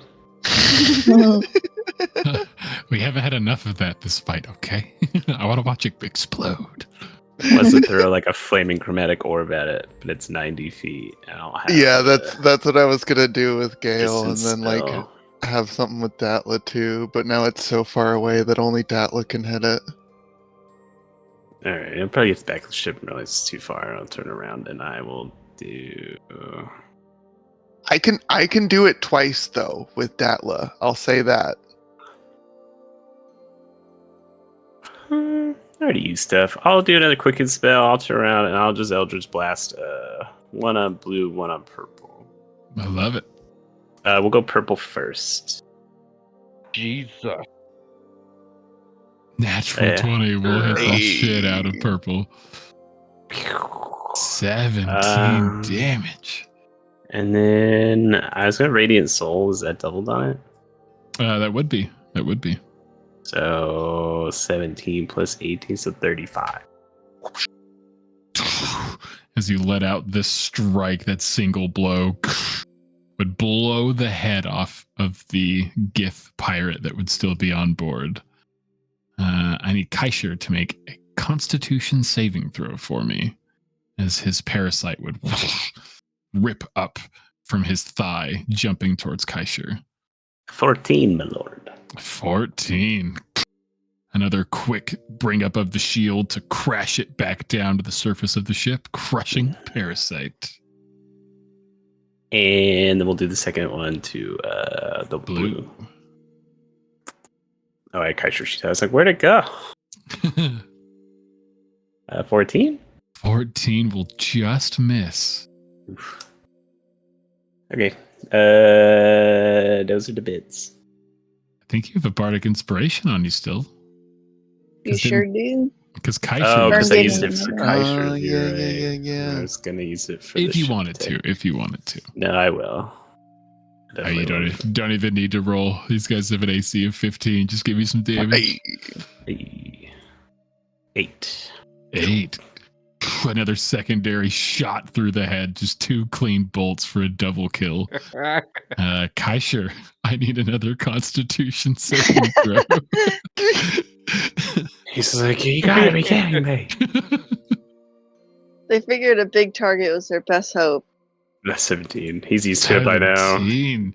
He only has a +1, and he's been killing all of these. He's made like 4. My guy. Easy enough bringing up the spear on this one, and one clean swipe with the tip. That's 2 solid attacks with an Eldritch Blast from Marius. And that's it. I did like everything else. Solid turn. We will cut to Brett or to Fern. I think Brett's turn will be pretty straightforward, so I'll have him start. He's gonna step in. Well, kind of thematically, he's like dancing forth, and he's just gonna go ahead and do a couple of scimitar attacks with his shiny new scimitar. Oh yeah, get some swipes in there. And my guy has extra attack. He does. Oh, there it is. Yeah. So on yellow, 19. 19 will hit. 10 damage.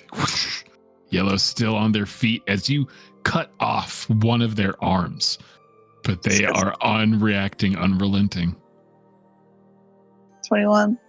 21 will hit. 7 more damage as you go straight through the throat, bringing your blade out, the corpse falling down in a heap with that strike. Brett, I need a Constitution saving throw. Our last Constitution saving throw.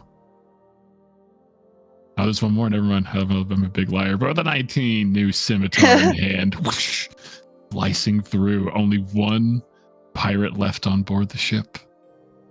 Brett will go ahead and move over to that one too.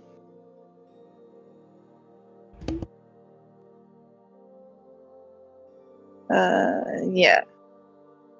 And he'll save the Bardic Inspiration. Seems like everyone's things are wrapping up. What is this here? It'd be Oh, this that's my hand. giant Oh, now I ethereal recognize wind it. hand that's almost like just kind of floating just off to the side of the ship as it's on its course. It was really hard to find a drawing of a wind hand, so ethereal space hand was the closest I could get. Pretty good. I mean, it definitely works out here in ethereal space. Fern is going to use her Eldritch Blast, I think, on this pink guy from her semi-high advantage spot on the stairs here. I love it. I love it.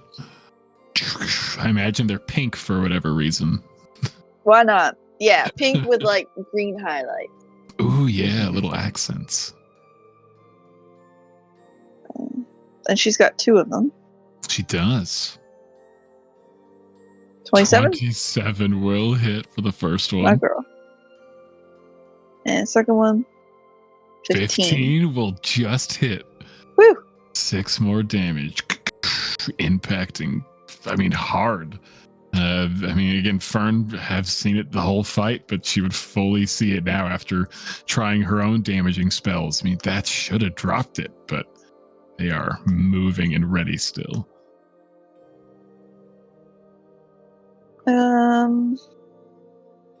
I feel like Fern would still give a bardic inspiration though. Can someone hold 2, or is that even a thing? I don't think they stack. If they're different, I don't think they stack. then she'll give one to Q. Do we get a song for Q, or do we just have to Yeah. imagine it? I'm trying to think of one. What rhymes with Mushroom Man? Yeah, I know. You got me. And Mushroom Man was what I was saying.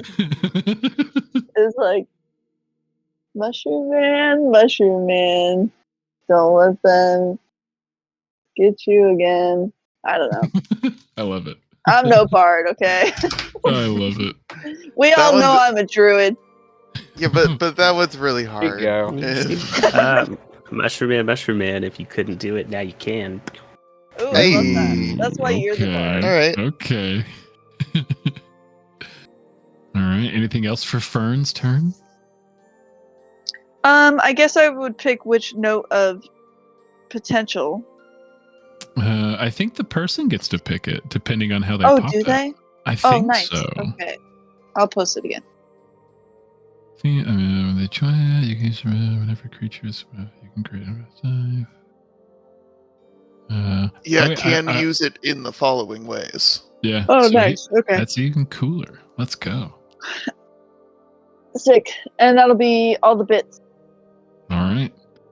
We will go to our last living pirate, as there are 2 raised zombie pirates still here. Zombie. But this last pirate, again, draconic in form, not even acknowledging any of you, they would turn to the banister of the ship and immediately go to jump off.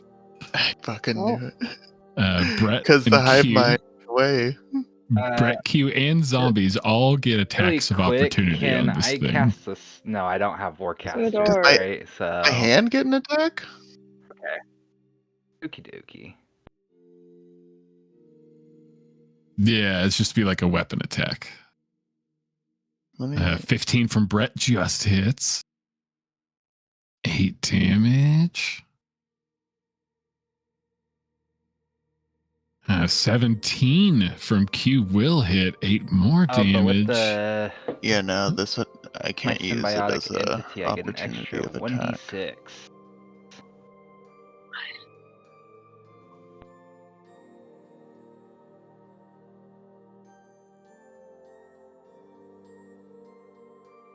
Ow. Nice. That is true. It's a weapon attack. Roll me a d6 for poison damage, my good sir. So I'm just going to go with the 7 that I rolled because I didn't mean to go with the crit because they're rolling with advantage for whatever reason. So it's 10, 14 more damage. We'll call it for Q. As this dragonborn begins to climb up on that top railing, you would see Brett with his scimitar slice through, both of your zombies, Q, bam, hitting the back of this Dragonborn, but they're unrelenting. How does Q finish off the last Dragonborn pirate here on board the ship for everyone to see?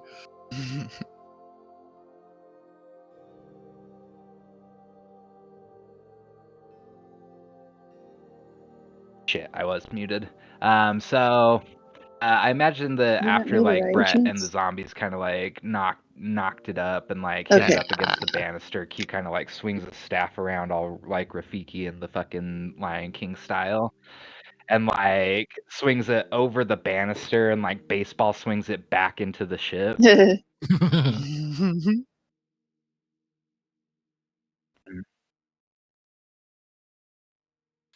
Damn, just cracking this thing's dome with one clean swing and like robotic form. Like perfect hit. Constitution save. As this thing cracks down dead. Q, it's only fitting. Give me Constitution saving throw That as shouldn't have been the an final advantage. parasite lunges from the body. 9. Ooh, A- yes. Oh, Yeah. A no. 9. You do have a bardic inspiration. D8. Yeah, but beat a 4. Oh, Good thing she cast it. Oh, Fern's wayward bardic inspiration saving Q in this moment. As maybe thematically, it's Fern who cracks an Eldritch Blast then, midair to with destroy that, the parasite just like, before it mushrooms comes into kind of contact with Q. seed back into Q's body, and he just goes back to normal.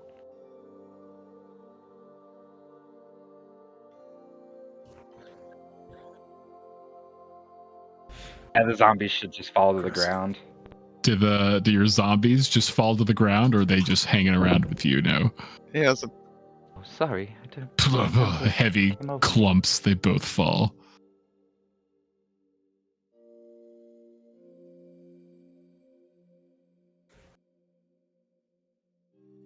if it had somehow gotten to Gale's turn, she was just gonna grab that Dragonborn and throw him off.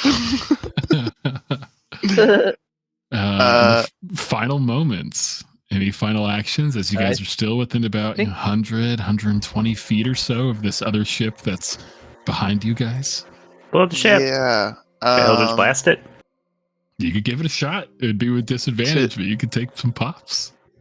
To be safe, Datla was already, she's like got this one page in her spell book that I think is like set up for like easy like erasing, like maybe it auto erases ink after like 30 minutes or something. It's like a scratched notebook page. Uh-huh. So she's like doing the calculations, trying to get it right. And then she starts throwing up a scorching ray. But before the spell finishes, these 3 flame orbs are just like sitting in front of her.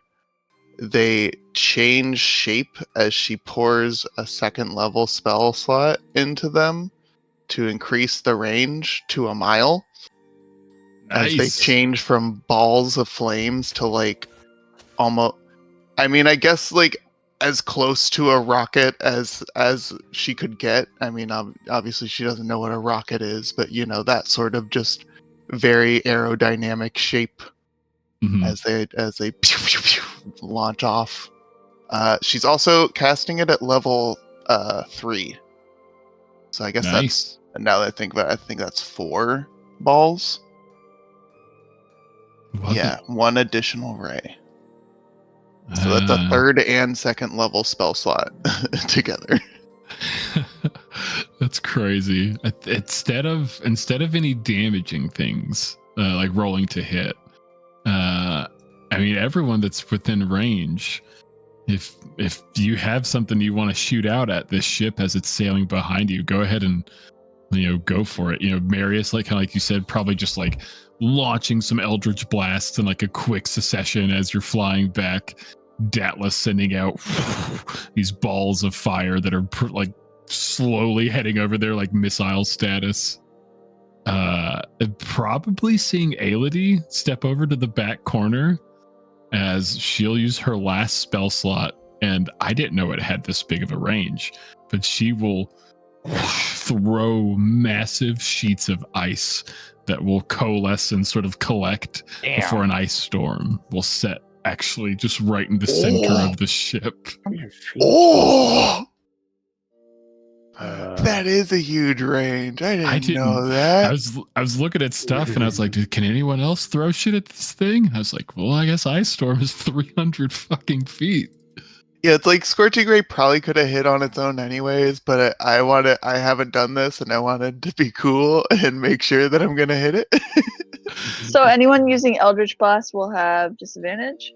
Yeah, I was kind of thinking that at first, but I think anyone that has a spell that has range, you're gonna probably let loose whether you think it's gonna hit or not. So Yeah. we're just kind of calling it this like magic barrage, or maybe even just like I think that assault, Kellen's basically. actually Because I'm more sure interested Kellen in would just probably like investigating the lob some bodies, arrows, bare minimum, just like personally. fuck it.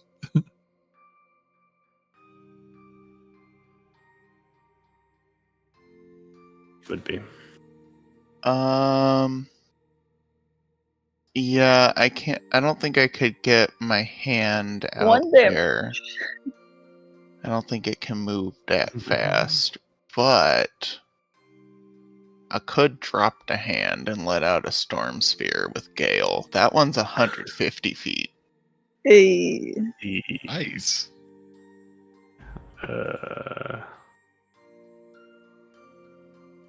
Uh, 30 damage. Nice. Piling it on. Let me roll for a. If you allow it. Oh yeah, I mean, should I yeah. roll my Scorching Ray 39. damage? Yeah, so go ahead and roll for all the damage. Let's just pile it on. It's like, because I mean, the ship has hit points. It already, like, when you guys kind of first saw it, it did not look like it was in a good state to begin with. So you guys have a good chance of just taking this thing out entirely if you do enough. Oh Didn't my even god. think about that with the shatters. Straight up didn't occur to me. Where is Ice Storm at? It's not on here. Okay, I'll just roll it.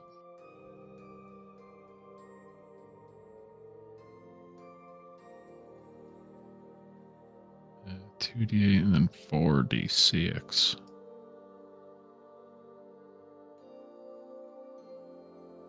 Damn. Okay. Any other wayward spells being shot at this ship? Actually, no. I think Gale's gonna hold her breath Q's taker's already hand, like so then once they're trying done to investigating, she pile can the use that to bodies, throw the like, bodies off. together so they can cast Yeah, Mental smart Repose enough. on 'em. Kellen still is trying to like look at him. What the fuck are you doing, Mushroom Man? I wanted to like, don't you want to check what these people have? Where they came from? Anything about them?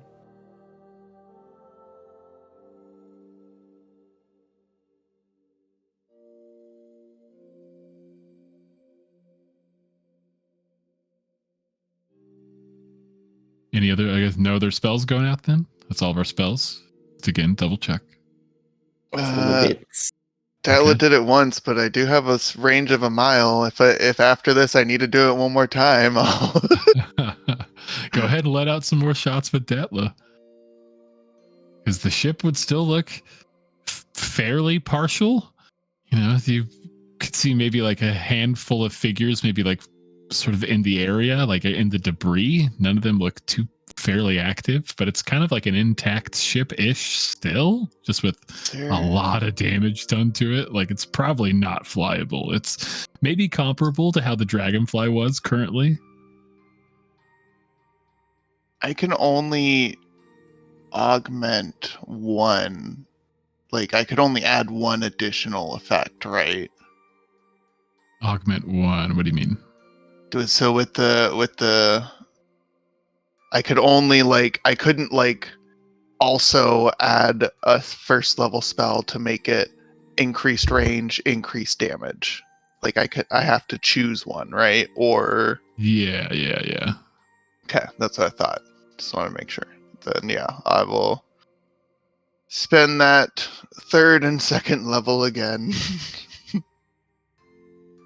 Let's Scorching Ray.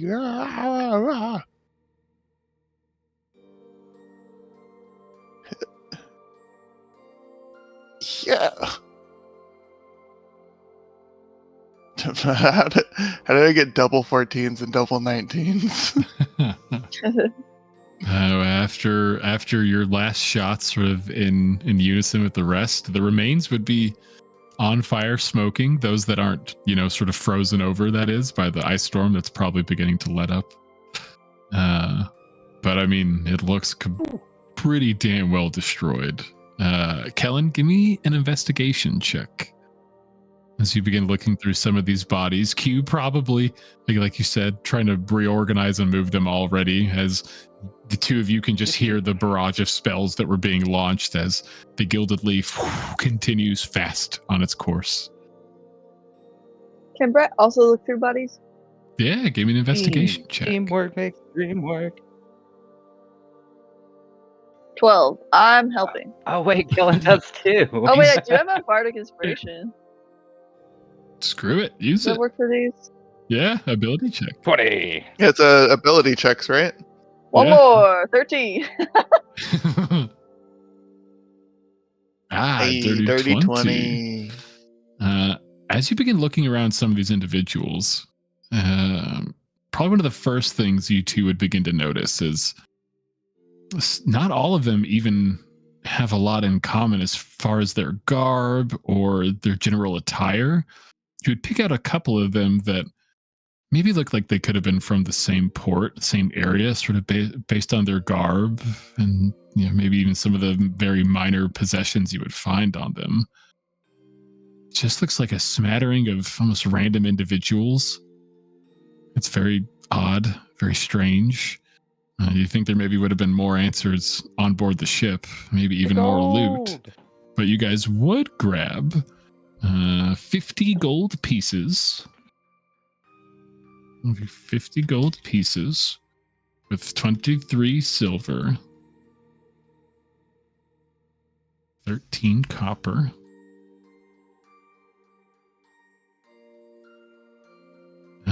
And then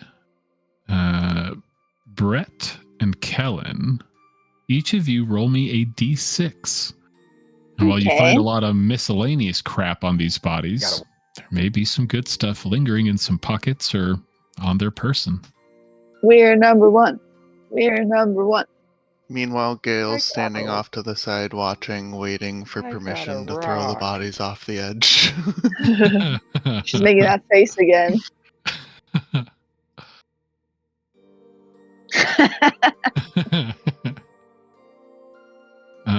You would find who got our one, Kellen, with a 1 on sort of like the older human man. He almost looks a little bit like a scholar, maybe some sort of noble. It's hard to tell, but as you're looking through their pockets, almost like wrapped in a fine cloth, as you sort of pull it and maybe look at it, the cloth, while it feels immaculate, it looks incredibly old, withered and worn. Ooh. And sort of folding the cloth back on what looks like this book, you would find a tome. Maybe flipping through some of the pages, it wouldn't have a title, it wouldn't have any, wording on the outside. But on the interior page, there would read, "The Tome of Planar Wonderings and Wanderings." Oh. Giving it a once over, you can probably ascertain those magical effects on like a loose guess. Yeah, on like, we're gonna, if you study this thing, like crazy shit happens. Real quick, that looks interesting.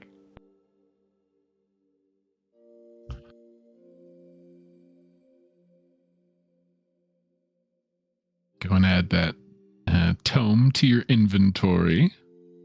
And Brett, as you're beginning to poke through these remains, again, you find some gold, a couple of smaller personal effects, but nothing too wild. As you're looking and looking,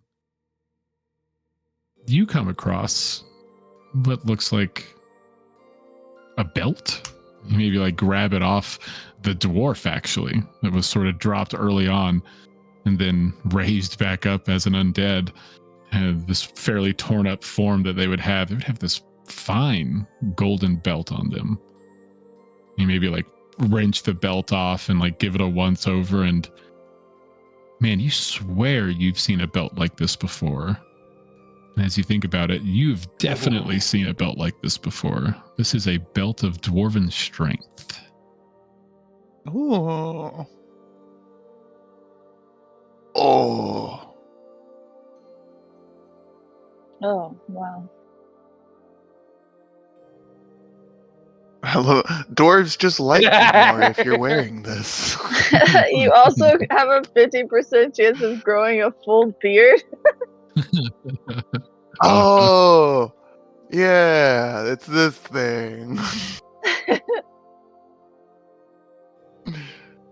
And probably you get dark vision. as Brett's sort of like finding this belt, as Kellen's maybe like pocketing this book, looking over, that's probably when the spell barrage is like ending. Everyone's sort of coming down to the bottom deck, and seeing the carnage that has unfolded. The ship's still progressing on fast, probably still reeling a little bit. What would some of our immediate actions be in the moments following?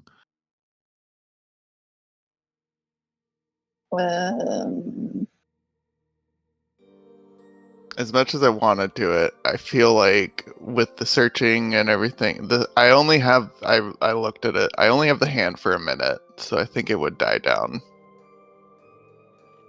It's fair. It's fair. I'm gonna do a Who's level hurt? 3 cure Yeah. wounds Needs on some himself for Brett. some care. Uh, TLC.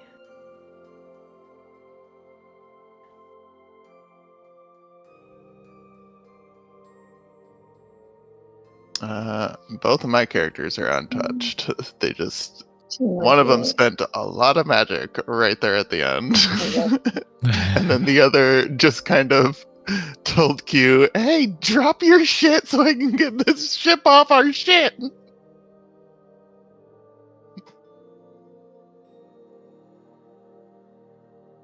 Brett still needs 10, 11 hit Okay, points to be full health, but he's like nowhere near low, so. And Fern is fine. I We'll feel like say- Kaisher took the most. I'll say Yeah. Ari, as you guys are all mingling about, hey, all of you's okay? Here, oh, it's fine. I got you. And he'll sort of play his lute a little bit and use a mass healing damn. word. So say you guys healed him back up. He was only he went from 11 to health to 45 plus 5 temp. Yeah, he brought him back. So everyone heals an additional 7 hit points. Everyone that's wounded, I don't think everyone needs it, but it'd be parsed out appropriately to those that need healing.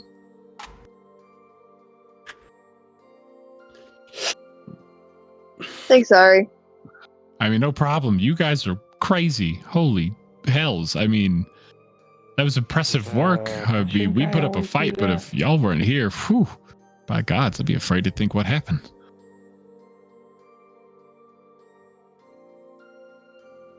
Q? Yeah. I mean, he hasn't even started doing the fun part. He's just organizing them, and then he's gonna like start doing the whole mushroom thing. You guys saw it, remember with the big spider? And that's like his whole thing. He wanted to like, send it off appropriately. Makes me uncomfortable. Right. Kind of forgot about that, honestly. Was not expecting to see them to get back up. I mean, like, I guess if it had been for the puppets, the things, it would have made more sense. But what were those called? Does anyone know? I heard mine say, so maybe that.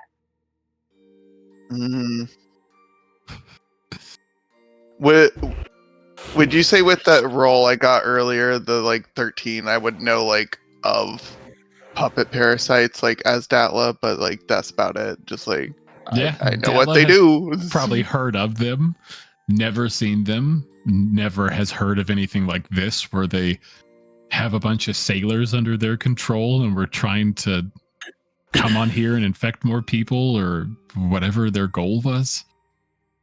Yeah, I mean, I know they're puppet parasites, but that's about it, really. Yeah, Oh, he, well, he, they're he dead now. reciprocated the High five. Yeah. I mean, that That was was with Kellen, I uh, imagine. something.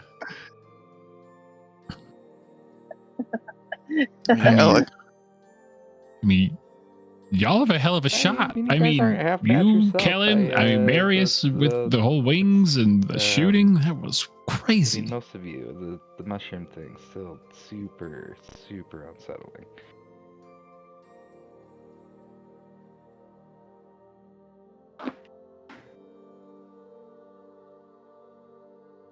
Cute? No, I mean, those- it's just part of the process. You know, it's his thing. Yeah, and he told me that those things are like friendly if you're like a friend. So Okay.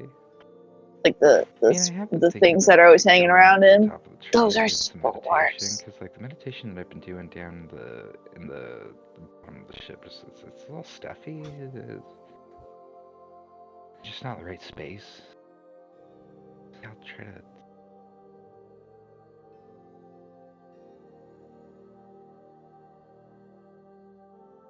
I mean, tree's nice. Bottom of the ship's where it's at, in my opinion. Nothing more meditative than a good workout, right? Get your body How long moving, do get you your think mind that be ship was free. like out there for? I mean, all these people look. Most of them don't look like they have anything in common.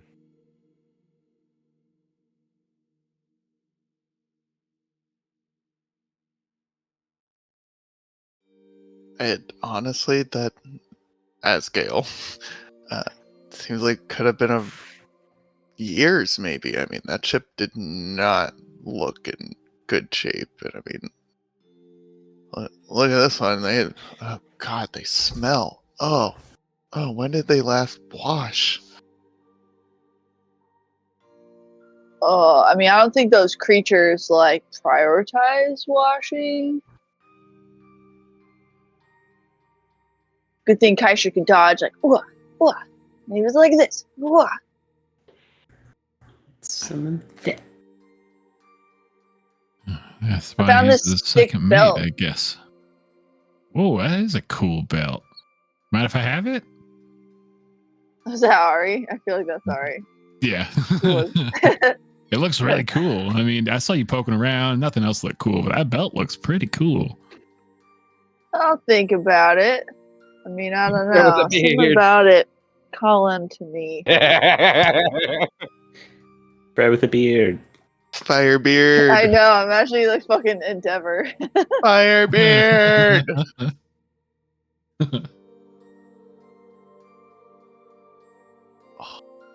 What's your con at right now? 18, so it would bring him up to 20, which is pretty sick. Nice. But he is already attuned to 3 items, so he would have to drop something. But he never uses his elven cloak of elven kind. Drop that shit. Be like maybe. Gale. Drop it. Don't be weighed down by items of the past.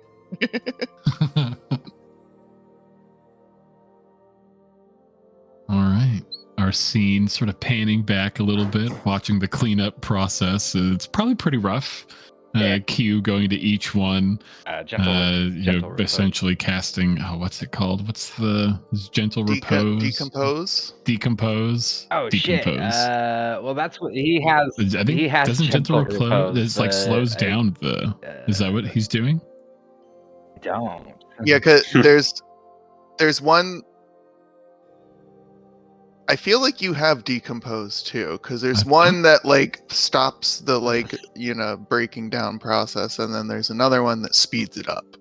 I don't have it in my spell list. Because I felt like you had the same thing that Caduceus had.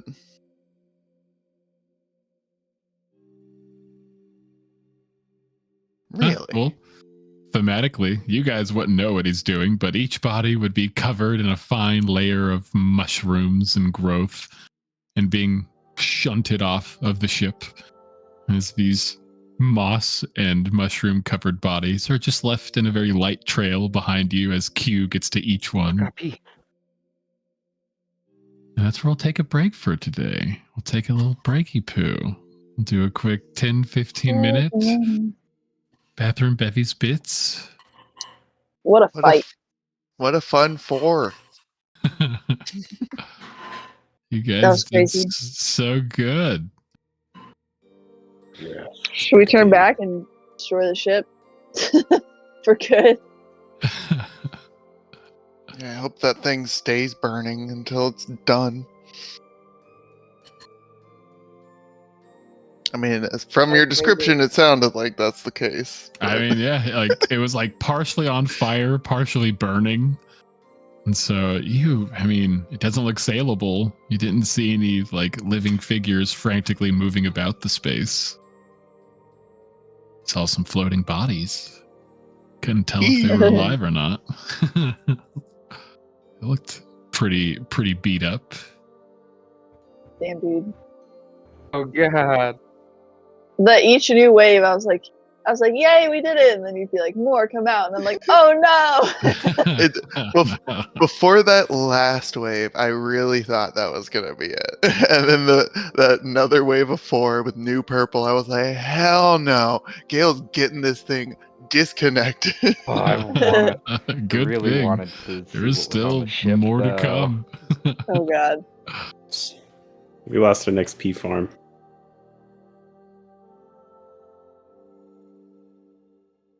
I'll be right back. I Yeah, gotta so you're pee. saying? Gale had already made a Carcasses. decision and nobody told her not to. Well, it's funny because if the thorn hadn't like attached the ships together, I was gonna have Brett like run past everyone, like hoo, hoo, hoo, and like just try to steer the ship, like jam the wheel away from us, and just like. Smart. But once we were Oh. connected by the thorns, I was like, well, you know, A little late. time's not right. But These with how weak arms fast are the heavy. ships moved, he might have been stuck there, so who knows. I just got rid of his dimension door, which would have been his only saving grace. Yeah, that's probably a good thing it didn't play out that way. Wait, guys, I changed my mind, come back! I guess these are my new friends. Hey, anyone have any song requests? You guys like to work out around here, or like? Who's ready to I mean, yeah. sweat with Brett? You'll get a lot of running in as they chase you around the ship for Oh, 7 God. weeks.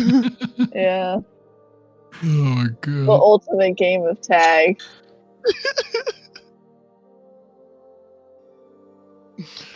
That was fun.